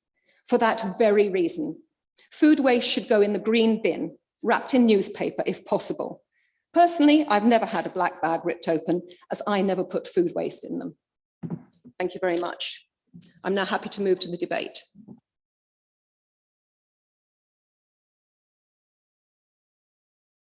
If you have any further follow-up questions, Councillor Inskip, could you please refer them in writing to James Khan, and he will deal with them on his return. Chair, I find that very difficult because initially we were in a situation where we were told we were no longer able to ask questions in the meeting. We had to submit questions beforehand. Now we're told that when we submit questions beforehand to debate the report, we can't follow up with clarification questions that might inform the debate that we're about to have. If you would like to, I think it's completely unreasonable to ask a new member of staff to answer questions about a period when he wasn't even there. So if you have any questions that you would like to ask, you can either direct them through me, or you can follow them up in writing to James Khan, who is having a well-deserved absence. I absolutely agree that we shouldn't ask a new member of staff to answer those questions, but on an issue that is causing so much distress and annoyance to so many residents across the district, as we saw with the questions in the public session, we should have officers here who can give the answers to councillors. Why have we arranged a meeting on such an important topic that we know that residents across the district are concerned about, and yet we don't have officers at this meeting who can answer those questions? Through you, Chair, I think we have to remember that the item before you is a quarter-4 waste report, which looks backwards. And whilst I can appreciate there's a lot of questions on what's been happening currently, which the Chair has addressed in part through her speech, I think for today, the item in front of you is a noting item about quarter-4 waste. Thank you, Chair. Thank you. So do you have any further follow-up questions about quarter-4 waste, Councillor Inskip? Sorry, Chair, you just made a long and lengthy statement that had nothing to do with quarter-4 waste. And now you're saying that the only thing I can refer to is quarter-4 waste. I was responding to your continued snipes at social media, Councillor Inskip. I was not responding to anything that Sean had said. I was responding directly to your constant criticism and sniping. Chair, on Monday of this week, of last week rather, it was actually on the Sunday, but the email would have been received on the Monday, I sent a list of suggested actions that the council should be taking to try to sort out the problems that have been impacting residents for weeks and weeks. I only published on social media after I'd sent that to officers, and I copied you, Chair. So you would have been aware of that beforehand. And I'm glad to see that a number, and whether you say that you're taking actions in spite of what I've suggested, I'm actually very pleased to see that additional management support is being provided to East Cambs street scene, because that was the first of the 5 points that I raised. I'm actually also very pleased to see that we've got additional short-term collection capacity, because again, that was the second of my points. And I'm pleased to see that we're doing more to communicate around those potentially whether they're formal or informal assisted collections, because that was number 3 in my points. But one of the things you didn't mention in those points And we've been told constantly there is an HCV driver shortage. One of the points that I suggested is to look at whether why those drivers are leaving, and to look at one aspect of that, but not the only aspect. One aspect of that is to looking at whether we're providing a competitive salary. Now, I proposed that. I don't know the answer to that. But on social media last night, an ex-driver who's left provided that response to Councillor Bailey. He said, "I've been reading everyone's comments and I feel that I'm entitled to a contribution. I've been an HGV driver on the bins for 14 years, first with Veolia and recently with ECDC. The old rounds, as they worked perfectly well, very little limited problems and miscollections. However, we had many meetings at ECDC leading up to the current round configurations, and I personally and other drivers all stated many times that the salary they pay the drivers was only ever workable due to the nature of the job, which is task and finish, meaning nearly all of the rounds were completed and staff going home early. For example, if you work the full 39 hours at ECDC as a driver, you'll earn about 23,000 a year. I personally just changed to another company, still doing bins and now earning £34,500 a year and working 5 hours extra a week. I, for one, stated in many meetings that if the rounds were made too big, that working your hours would happen and that you would lose drivers hand over foot. Guess what? This is the situation that we're now in. That's not my opinion. That's a driver who used to work for this authority. I think the loaders and the drivers are doing an excellent job. I've seen a number of social media postings where they are raising morale issues. I've had comments passed to me anonymously or in confidence also about those concerns, which was why I emphasised as one of the steps that doesn't seem to have been addressed so far is that we have an anonymous pulse type survey of staff to find out where the real issues are with morale. It's no good us sitting here saying, oh, they're doing a wonderful job if they're not happy about the way that they're working. I had one talking about having just 2 days off in the last 4 weeks. We're putting them through all sorts of trials and tribulations, and if the statement I've just read out is indicative of other things that have happened, those staff do not feel they are being listened to, and we can't go on like that. We need to address this. We need to take action, and I'm glad to see that some things are happening, but these problems go back to an article in the Ely Standard on the 27th of October last year. There we had a couple of whistleblowers, according to the editor of the Ely Standard, who'd come to him to raise morale issues.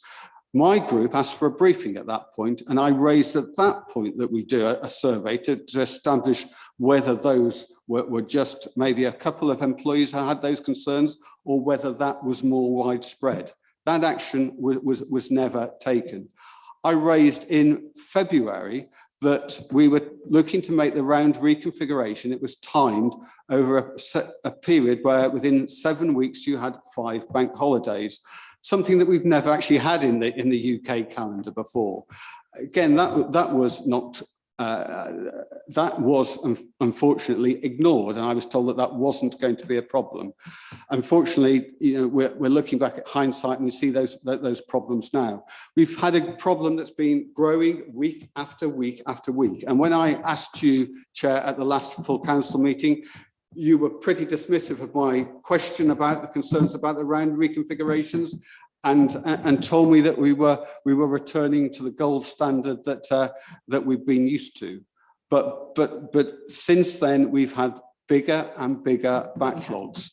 Rather than criticising me, listen to the residents, listen to residents' concerns, take those concerns seriously. We have bigger problems in the service than we're resolving at the moment. It seems to be very much that we're in firefighting mode, trying to solve one problem one day at a time. But unfortunately, as you look on the website of Disrupted Collections, We're not winning that battle. The problem is getting worse. And you don't need to look on the website. You just need to walk around the streets of the district. And as you see, black bags, green and blue wheelie bins that have stayed there for weeks. And we're still not providing useful information to residents. We have a page that you can go to that tells you which areas have been missed. Well, residents actually don't need that information. They can look outside their front door and they can see whether there is a missed collection. And the only other bit of information we're providing is we're providing information as to when that collection has been made. What we're not providing, the one key bit of information people want to know is, if my collection's been missed, when is it going to be collected? And we're not giving that information. In terms of, that's the communication to the public we're failing. In terms of communication to members, I've had no update in terms of actions that were being taken by officers following that email I sent over a week ago. The first I learned that there were going to be new measures today was a posting by Councillor Bailey last night on social media. Why are members not being told what is and isn't happening? Why do we have to go to social media to understand what officers are doing to try and address the situation? And why are we not allowed to properly debate whether the council has got to grips with the problem? Because I'm not convinced that we have. We're having a growing problem. It's getting worse. We're firefighting, but we're not addressing the root causes of the problem. That's what I attempted to do by laying out my action plan that I sent to officers before I ever published it on social media. I would like to see engagement from other members on that action plan, and maybe you can, I'm happy for you to disagree with it, but I'm not happy to try to be silenced by not being told by not being informed as to what is going on, and by being told I can't ask follow-up questions, or that I can't address the current problem and can only talk about the previous quarter's waste report. This is a problem that is affecting residents now, and we need to be taking it very seriously indeed. Okay, thank you very much, Councillor Inskip. Two things, okay? I'm saying you cannot ask any further follow-up questions to Sean, who was not employed during the quarter that we're talking about. If you want to debate among members about the current state of the waste service, happy to do that, because your opinion of what's going on and what we know from customer services and the volume of miscollections and complaints, it is definitely getting better. What you fail to understand, either because you won't or you can't, is that the last 2 weeks have been disrupted through sickness and annual leave. A lot of these staff members, a lot of these crews during COVID gave up annual leave to make sure that the service ran as smoothly as possible. They are now taking their leave. In that first week, we had 3 members of crew off sick and then on annual leave, and then we had 4 drivers report in sick. That is absolutely unavoidable. Nothing that you could do about it. And we had to make adjustments accordingly. We've had a new driver start today. I believe there's another driver coming in for an interview later on this week, and we've got a third just freshly grown driver who's qualified and will be going out on Wednesday. So we are no longer short of staff. For the first time, I believe today, we had a full complement of crew who were turned up for work and who were fit and well. Now, that's got nothing to do with the round configuration. COVID is still on the increase in this country, and we have been affected by COVID. We have staff who have worked their socks off for the last 2 years, uncomplaining, and all you can do is snipe. There are not mounds of black sacks lying around for weeks at a time. That's simply untrue, untrue. I believe, I'll be right in thinking, Sean, you can fill us in on what the current state of any outstanding collections is, but it's nowhere near the picture that you're painting, Councillor Inskip. And quite frankly, questions from members of the public, more than welcome. But I know that the response I'm getting from my residents, who are inordinately grateful for the work that the crews are doing. And every time you try and take a political pop at the management and the administration, all you're doing is slapping the face of these hardworking crews who are going out and doing a really good job. You can shake your head, but we will because it's you not can debate this all you true. like. I just quoted I'm from speaking, an Councillor ex-driver who. Don't interrupt me. I haven't finished speaking. You have had your say. The say now is for Councillor Bailey and Councillor Ambrose Smith, and Councillor Trapp, I believe, had his pen up. So if you could be quiet now, please. You've said your piece. Thank you, Councillor Bailey. Thank you very much, Chairman. And I do want to say thank you to Councillor Inskip for his action plan. He's put forward some suggestions about things that can and need to be done to address, you know, what are clearly very difficult issues for our residents in our waste service.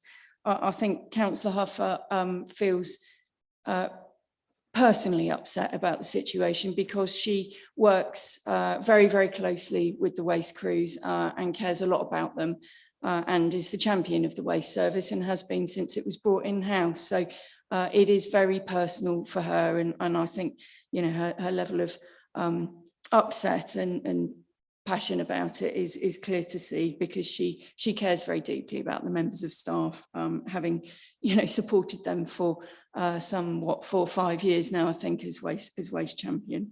I am happy, very happy, pleased to tell Councillor Inskip that the issues that he has quite rightly raised have been and are all being dealt with and all being addressed.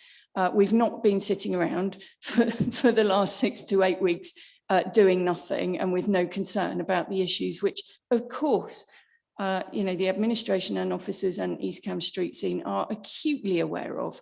I am very proud of the past service that the East Cam Street Scene has delivered. I don't think Councillor Inskip was a member of this authority when the service was outsourced to an external private agency, but I can tell you it was pretty abysmal, and performance increased exponentially and massively with the same staff that came in-house from Veolia.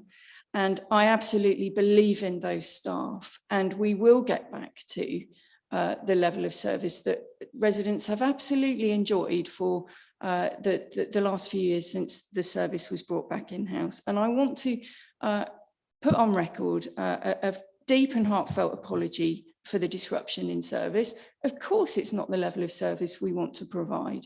There are reasons, and it did start with the round reconfiguration, which round reconfigurations are notoriously difficult. You only have to look at other councils that have been through them. They are not straightforward. It is, you know, it's one thing to plan round reconfigurations, looking at bits of paper and maps, and to do all the consultation, which was done with the crews to develop the new rounds, which were absolutely necessary. And I know what Councillor Inskip says about the post that we had on social media from a past member of staff saying that the old rounds worked perfectly well. But of course, the administration was rightly called to account over the Christmas period when we felt it necessary to, and the operational team felt it necessary to recommend suspending the green waste collection service. That was entirely down to, well, it was two things. It was exacerbated by the HGV driver shortage and sickness issues, but it really was driven by the fact that our rounds had got completely out of kilter. And if you think, you know, it doesn't take a genius to understand that, you know, the district council's patch has had massive growth over the last 10, 20 years. And I don't think the rounds had been reconfigured for about 20 years. If you just think about your own village or your own, you know, location, about the amount of infill development, you know, there's houses going in all over the place, and you know, a new estate of 20 homes causes a round to spike and increase. And I think it's the case that Wednesdays were ridiculously full and needed evening out. Now, unfortunately, you can't just take out whole sections of a Wednesday and put them into a Friday. It just is not that simple because of the growth and the different growth areas in the district. It is a complex process that is, you know, you can do all the work you want on paper, but until you get on the ground and the crews who have the intel and the knowledge and the drivers who know where they can and can't turn, and where the caravan sits in the middle of the road and blocks up the road endlessly. You know, it's that intelligence that's on the ground that feeds back into the organisation that requires the RAM reconfigurations to be tweaked. And that work, you know, is still ongoing. It won't affect the ongoing work won't affect customers anymore. There will be no round day changes as a result of the round reconfigurations from now on. It will only, but there is some tweaking required within the crews. Now, the organisation runs on a task and finish basis, which means two things. It means that you know, not all waste services, local authority waste services run on that basis anymore, but ours still does. And to change that is a significant change for our workforce, which would require, and it's not for me to suggest, this is an operational issue, it would require significant discussion with crews and staff who would stand to be affected by that, and it would need their support and their buy-in.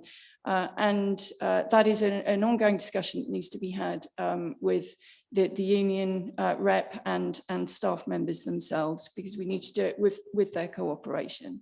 So we've had the round reconfigurations, and there is no doubt that you know, it caused issues, as Councillor Huffer alluded to. There were all sorts of things there that where, you know, because they're a great set of guys, they've been picking up Mrs. Jones's assisted bin for donkey's years just to be helpful. They haven't ever logged that back in on a spreadsheet somewhere, and so Mrs. Jones, who's now got a different crew, you know, we haven't been able to hand over that intelligence to make sure that she's getting her assisted bin. We're picking up those issues, and they will get ironed out as we go along. And other issues like, you know, residents who leave their bins at the bottom of their garden, which is on another road compared to the road that the other crew thinks they're supposed to be on. So they might get a missed bin until the new crew that's picked up that particular household understands that that's where they leave their bins, and we try to offer an individual service like that. So there's all sorts of complexities that need to be understood from the round reconfigurations. Now, I do believe that we've got, you know, on top of the majority of those, you know, it's not perfect yet, but it's getting there, and those issues are being ironed out. What we're now suffering, and one led into the other, is an unprecedented high level of sickness rates. And it's right to question, why are we suffering those sickness rates? Of course, that's a valid question. And it is something that we have been discussing and talking about. And of course, it's right to understand the morale of staff.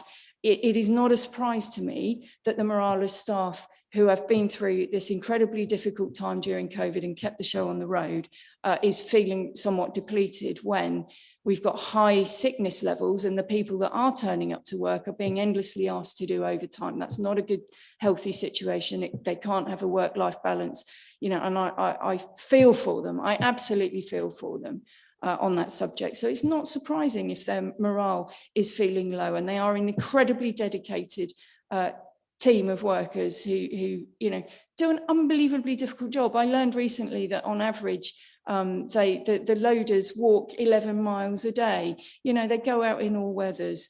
It's a tough job that they do. So it's not easy, and asking them to do overtime on top of all of that, you know, is not an easy ask. So what are we doing? You know, and by the way, I want to say that this is not absolutely not peculiar to East Cambridgeshire, this issue. You've only got to look up South Cambs District Council's website, Cambridge City Council's website, a number of other local authorities across the country. The labour market is changing. Labour patterns are changing. People's work patterns are changing. What people do and don't want to do is changing. And I think that's probably fair to say, I don't have any evidence of this, but it might be fair to say that that is hitting certain areas before others, and I think it has hit our area. And you've only got to look at the South Cambs and Cambridge City websites to see that they are suffering similar issues, and that they are publishing lists of street names where they've been not able to collect bins, and sometimes not even offering to try and catch up either, and having suspended the ability to even report a missed bin. I think one of the important reasons, in defence of the comms team, one of the important reasons why we publish the lists of where the missed bin collections are, is so that people know who we're communicating with. So that if you're on that street, we're asking you, you don't need to report a missed bin, which sends the reception into meltdown unhelpfully. We're saying we are aware that these are the missed bin areas. We will come and collect when we're on catch up, and we're coming. Please just leave your bin out. And ideally, please place your waste responsibly so that there aren't chicken carcasses in the road because they're in a green bin where they should be. And so that people understand who we are communicating with and the message that we're giving. So I think it's right that we continue to publish those lists. I am very hopeful that we won't have to continue to publish those lists for much longer. We've been working very hard to secure extra resources. Those resources are not easy to come by. And I've seen some of the social media posts that say, there is no problem with HGV drivers. There is no problem with recruiting to waste services. And clearly pay and conditions and terms and conditions are an important element of that. However, you cannot compare, as Councillor Huffer was, I think, saying, you cannot compare, a local authority domestic waste collection service with a commercial operation and a commercial collection waste service. They are absolutely like chalk and cheese. They are not the same thing in any way. And people choose to work differently for different reasons. And I'm absolutely aware that HGV drivers who have left this organisation to go to work as an HGV driver for a more attractive salary have actually come back to this organisation to work for us again, because overall they prefer the terms and conditions and working conditions of how we operate. Now, I think it's a legitimate conversation that we have with the union rep, with the crews, about how they want to operate in the future. And it is absolutely right that we review what's going on and we make sure, and we are committed, as I said in my post, to reviewing the service and making sure that absolutely everything that can be done is being done to get the service back on track and make it run as efficiently and as effectively as possible, and strike what is actually a very delicate balancing act to support staff and make sure it is somewhere that they want to continue working. And we will do that. We're committed to doing that. Councillor Huffer explained that we have, with some difficulty, and we haven't done this yesterday, we've been working to try and secure extra resources. Agency staff are not easy to come by. We have got an organisation that is, as of this morning, catching up with all of the rounds that have been missed on the outstanding list, street list, and we are confident that certainly by Saturday, but hopefully by Friday, those outstanding issues, all of those outstanding streets will have been collected. Now, things are not going to be perfect overnight. We've got a number of issues that we are still working through, and rest assured, Councillor Inskip and colleagues, we are having regular detailed meetings to make sure that those things are being dealt with. It's not for councillors to get involved in the minutiae of operational detail, but it is for councillors to care and worry about providing an excellent service for our residents. The crews are largely, there've been some staffing changes, but the crews are very largely the same people that work for our organisation, that used to work for our organisation prior to round reconfiguration. And I have every belief that with the right measures in place, we will get absolutely back to the very high performance levels that residents have been receiving. It has been a gold standard service. I'm proud to say that. It's not a lie, it's true. It's all there in the past performance information that even that we've been looking at recently. Despite the staffing issues that we've had, and that every local authority, or many local authorities, are suffering with the same issues. This is not peculiar to East Cambs. So we will undertake to, and we have already undertaken to, carry out a detailed review that will have those discussions with the crews about how they want to operate in the future, and how we think it's right to do so. So I thank Councillor Inskip for caring about this.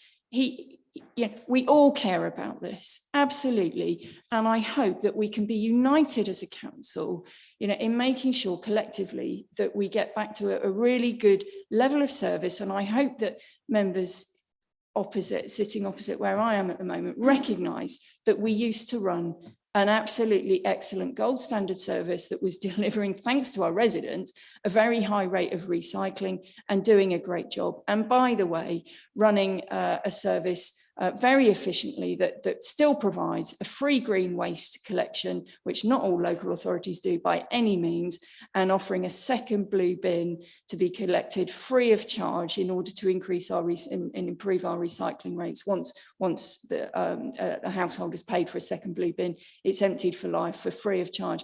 Those are services that are not being run by other local authorities. And it's why I consider that, you know, alongside high performance levels, we run a gold standard service. Yes, we've got this very severe hiccup that has affected a lot of residents. And I've heard the pain of residents and I understand. But at the end of the day, many residents have complained and then had their bin collected the next day. So, you know, we will get over this hurdle, but I plead with you to support our crews and support, you know, the team that has been going through a really, really tough time. The last thing we want to do is cause them any more angst. So let's collectively recognise that we all care about this service as passionately as Councillor Huffer does, because she sits, you know, with the waste crews. She goes out in the waste lorries and sees what it's like on the ground, and she cares passionately about them. And that's why she felt it necessary to leap to their defence. So you know, you have my undertaking on behalf of the administration. We care as passionately as you do, and we are absolutely committed to getting back to that really high performing service that everybody has experienced for a long time. I'm sure that we will revisit this subject. I recognise that we are talking about the past performance standards, which are good, and we will get there again. And I think it is right that we gave it an airing, because, you know, residents are concerned. And you know, Sean has given us much better news today. We've got HGV drivers. We're back up to. We've had somebody pass their test recently, which is fantastic. A homegrown guy that used to be a loader has moved on to take his HGV test and will be in the cab on Wednesday, I believe, which is in tomorrow, on Tuesday. So fantastic, and good luck to him and to all the rest of the crews who are, you know, I support them, and they're continuing to work incredibly hard. And thank you. I know I've taken a long time, but I feel the need to put it in the round, really. Councillor Bailey. I apologise, Councillor Inskip, if I allowed my passion for my waste team to get the better of my manners. I apologise unreservedly. Councillor Ambrose-Smith. Thank you. Well, Anna has stolen some of my clothes. However, I would like to point out that one of the considerations in the round reconfiguration, get my teeth in order, was to make best use of our vehicles, and the new round reconfiguration will save a considerable amount of diesel over the course of a week, a month, or so on. As someone who lives in the centre of Littleport, and I appreciate that our household of 2 people might not be perhaps the standard, shall I say, but I don't believe that we have been caused any serious inconvenience at all. If our bags haven't been collected, we've just simply put them back until they were collected. So I drove around Littleport quite early this morning, and I was really quite impressed. I think I saw one wheelie bin and a black bag outside someone's house, and it struck me as I was driving around that the streets looked remarkably clean and tidy. So work has been going on somewhere. Anyway, thank you. Councillor Ambrose-Smith. Councillor Trapp, you had your pen up. Yeah, thank you very much. I actually want to ask a couple of questions about the report, and also want to make some other. I know this is sort of old hat, and, you know, one doesn't really do this. You know, it's not quite. What does on page 7? Sorry about this, but it says HH Waste Centre for Recycling. What does HH stand for? Is it household or what? Yeah, household. It's household. Okay, thank you. Yeah, I mean, and one notices a drop in Q3 and Q4, quite a significant drop, and that can't be all due to the green waste not being collected for part of that. Councillor Trapp, can that be a written question to Okay, James? I shall do that. Because All right. Okay. With all due respect to Sean, he wasn't employed. Okay, So fine. and All right. This Yeah. would be, I would, off the top of my head, say due to the suspension of the green waste, because that's a considerable. Yeah, I don't think the contributing figures factor. bear out, I think. Anyway, it'd be nice to have, it'd be nice actually to have, and it says there's Is this one of the questions you've submitted to Adrian? noticed, but that, Would you like it to be submitted to Adrian? I'd like to submit it to Adrian. But what I said is that actually for information, if you're saying something about quarterly rates last year, we could have that as on the table as well, as a comparison. It's nice to have that comparison. As regards the other issue, I'd like to say, I don't think there's any doubt about the commitment of the crew and the times that I've got up early, not often, but sometimes I've often, and I've seen them running around and trying to get things done as quickly as possible. It has been tremendous. I think they do a fantastic job. It is just sad that at the moment the service is has slipped. But I also agree with Councillor Inskip that the website is not very useful. All it says is we've missed the collection. Bins have been out in Swaffham Bulbeck since Wednesday. That was the day we should have been collected. This is speaking personally. Most of the bins are still out there waiting because we don't know when that missed collection, which should have been on Wednesday, is going to happen. Will it happen on Thursday, Friday, Saturday? Tomorrow, we have our next collection. So residents have been asking me, should I have a blue bin out, which was last week, or should I be a green bin? So actually not saying that the miscollection is there is not that informative because we know it's happened. What it should be saying is when are you estimating it can be collected? Because then residents can put things out. Councillor Trapp, as queen of waste, as I was described as by a resident the other day, or the rubbish councillor, call me whatever you like. If you ever have an issue like that and you want to let your residents know, you are more than welcome to contact me. And if I can help in any way through the waste team, then I'm happy to help you do that. Yeah. Which is I have to say, I get a lot of messages from because rather than everybody contacting the office team who are already working like a swan, their legs are going 19 to the dozen, keeping a calm appearance. If they've got a query like that, I believe Swaffham Bulbeck is on for collection tomorrow. Is that right, Sean? Wednesday, I think. Wednesday. So it's going to be a day later than normal. It should be tomorrow. For the mist, it should be tomorrow. But my point is that information is not on the website. Sorry, I'm really desperate to get in. I think from comms point of view, you do have to keep it simple, because if you start saying to people, it's going to be collected a day late, then people take their bins back in. And so it's a very operational matter. And basically the rule of thumb is, as I understand it, just looking at Sean for some confirmation, that, basically the catch-up teams will go out and catch up as soon as they possibly can. And I think they do them in a sensible priority order, so that if there is black bag waste, they will go and catch up with the black bag waste, which is less of a priority than the green waste. But they need flexibility in when and how they do that, because it all depends on what's going on with the rest of the waste service and who's available. So the point being that the comms message is, please leave your waste out until it's collected. That's a very simple message that we should support our comms teams by putting out regularly. If we start giving specific days and then that changes, it causes mayhem. And I don't think it's really, I think I'm right in saying, I don't believe it's possible to necessarily stick to a specific day. Hopefully all of this will soon be a thing in the past, and we won't be having to say any of this at all, because we won't be having to do any catch-ups. And that's what we're aiming for, Councillor Trapp, but I hope that's a bit helpful. But one hopes that will happen.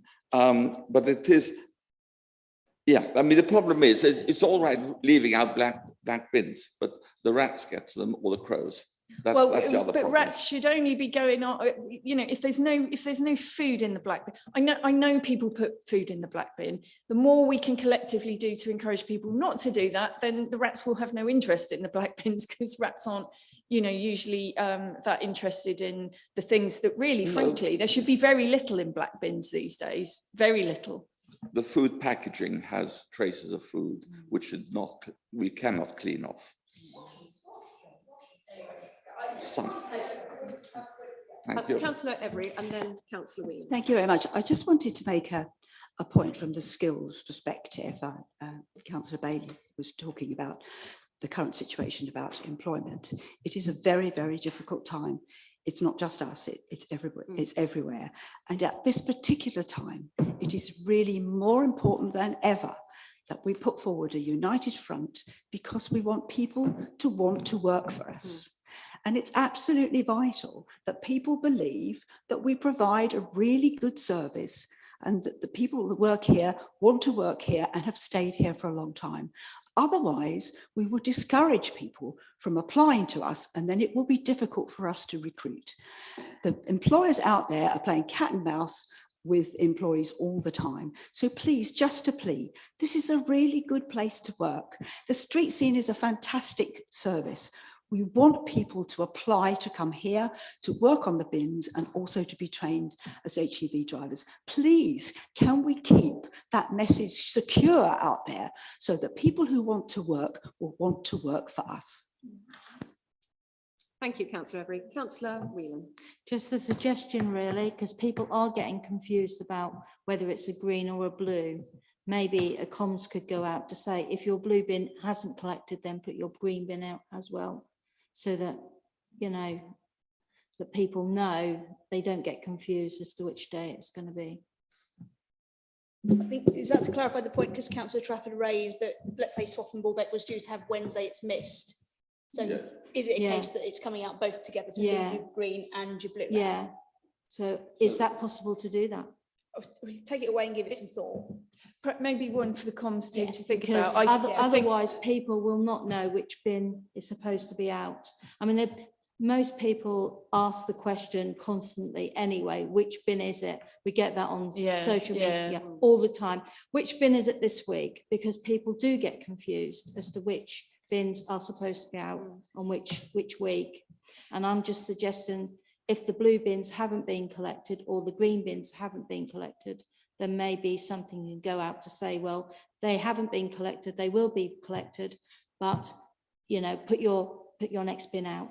I think for me, the simple message is put your bin out on the usual day as normal, and leave it there. And leave it there until it's collected. I know, yeah, well, yeah, but that's, I would ask you to say to your residents, put the bin out on the day it's supposed to go Let's out and leave it ask there. comms to think about, think about what's been said and see what the best thing to do is. Annalise is scratching her head. I'm not quite sure what that means. Personally, I got told off at a parish council meeting because I didn't post on the Sunday, put your bins out. And the lady said, she woke up and she said, you didn't remind me.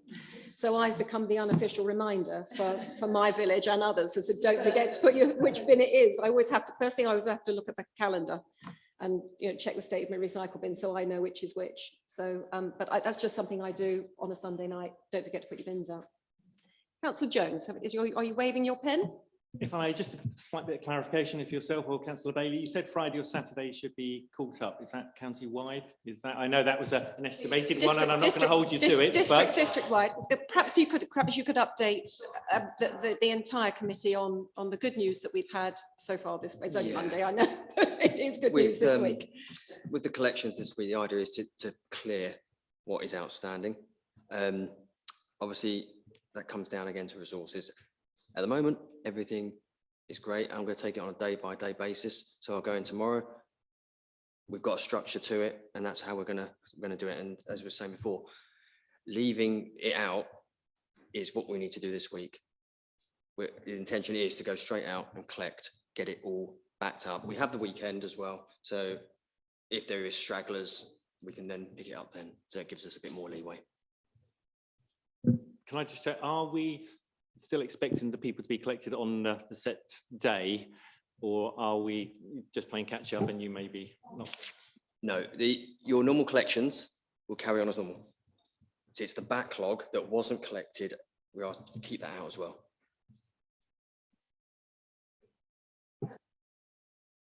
bit confused because the normal day for, I'm talking about my own place, it's often Bullbeck, which is centre of the universe, of course. It's normally Tuesday, but you're saying nothing will be collected till Wednesday. No, sorry, Councillor. Your normal day is Tuesday. That's carrying on as normal. Yes. But any backlog that was missed, which is what happened on last Wednesday, yes, that was all missed. That was missing. So just keep that out. I have it initially penciled in for Wednesday due to how everything is running, but your normal collection day will carry on as normal. Okay. So in its simplest terms, the message to residents is put your waste out on the correct day and leave it there. Put all the green bin and blue bin out. Yeah. Because it'll be blue bin from last week, green bin from this week. Yeah. Yeah. Okay. Avoid putting food waste in your black sack if at all possible. If you can wrap it in newspaper and stick it in your green bin, then you don't get rats, cats and foxes and crows and goodness knows what else dragging food out all over the place.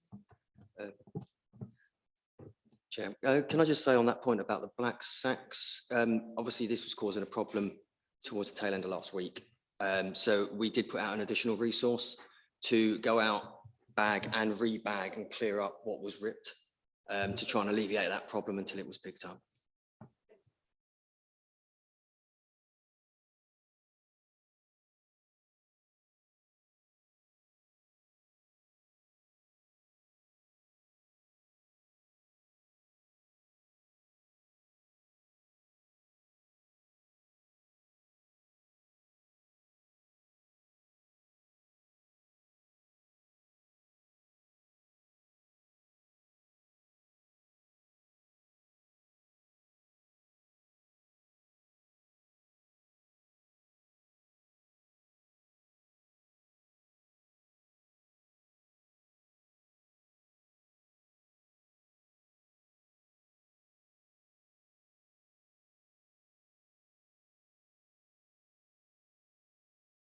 Thank you, Chairman. My report's much more straightforward. As you can see before you, we have the usual annual reports from members on the outside bodies which are within the remit of this committee. There are no sort of vacancies or additional issues as far as that's concerned, so the report's here for you to take note. Sorry, I seem to be hogging it a little bit. I just was interested, citizens' advice, West Suffolk. No, nothing has been received from Councillor Starkey, who is a representative there. Is that because she didn't send a report in or she didn't attend? And I noticed also the substitute, Alan Sharp, is quite busy anyway. So I was just wondering if we do have a member turning up for those meetings. When the West Suffolk, when it used to be a Newmarket, yeah, and I used to attend there as well. Now these meetings are happening at West Suffolk because it has been absorbed into West Suffolk, and I'm not sure whether Amy has even received an invitation. When I spoke to her last, she said she hadn't been invited. She's only there to observe. We have no voting powers, but these meetings are now held in West Suffolk County Council, and as far as I'm aware, Amy had not been invited when I spoke to her last. Thank you.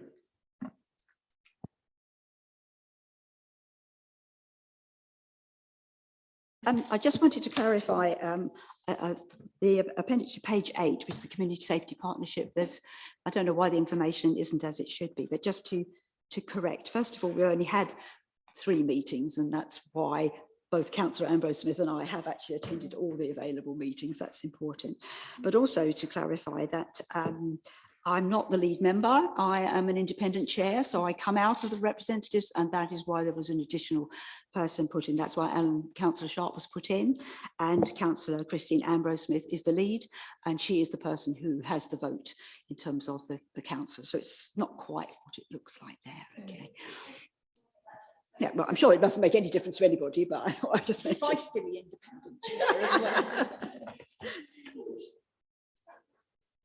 Just some observation, Chair. Paradise Centre Management Committee, the representative there is a non-voting observer, yet on the Salem District Sports Association is a voting committee member. Why would there be such a difference?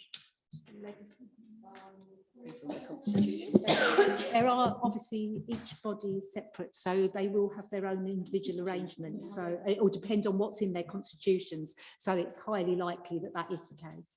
Thank you for that clarification.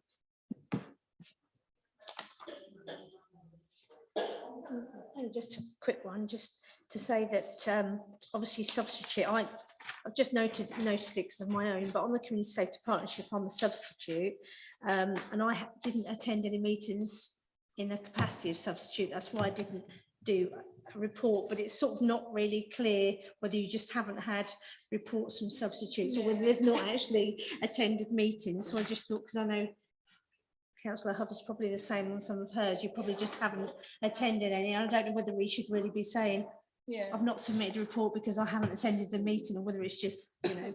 Just say it's a very, very good point, Councillor Webber, and it never occurred to me that I ought to send in saying I've never been used as a substitute. No, I never thought until you've about said that, it. Actually,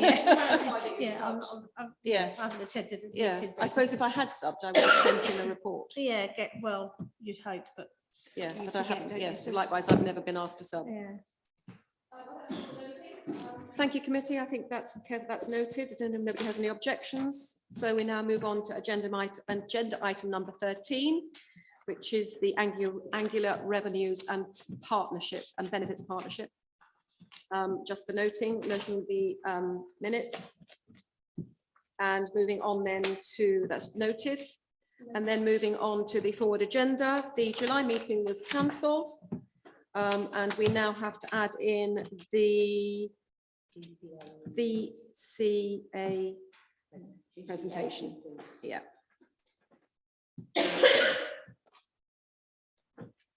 Councillor Mark also makes a speedy recovery. Right. That then brings the at 6:44. That now brings the meeting to a conclusion. Thank you very much for your attendance. Just a quick one while we turn the stream off, because I don't need this. It's just to perhaps not been made clear to members that Tracy Cooper is now the clerk of this committee and I'm the lead officer. So when you have questions of officers in advance of the committee, if you send them through to the Democratic Services email address, that will ensure if you do miss an officer while they're on leave, it still gets through. Equally, if you copy me in as well, that will be provide an extra layer of assurance that your question will reach the right person. Well, at some point you'll get an out of office bounce back. She's never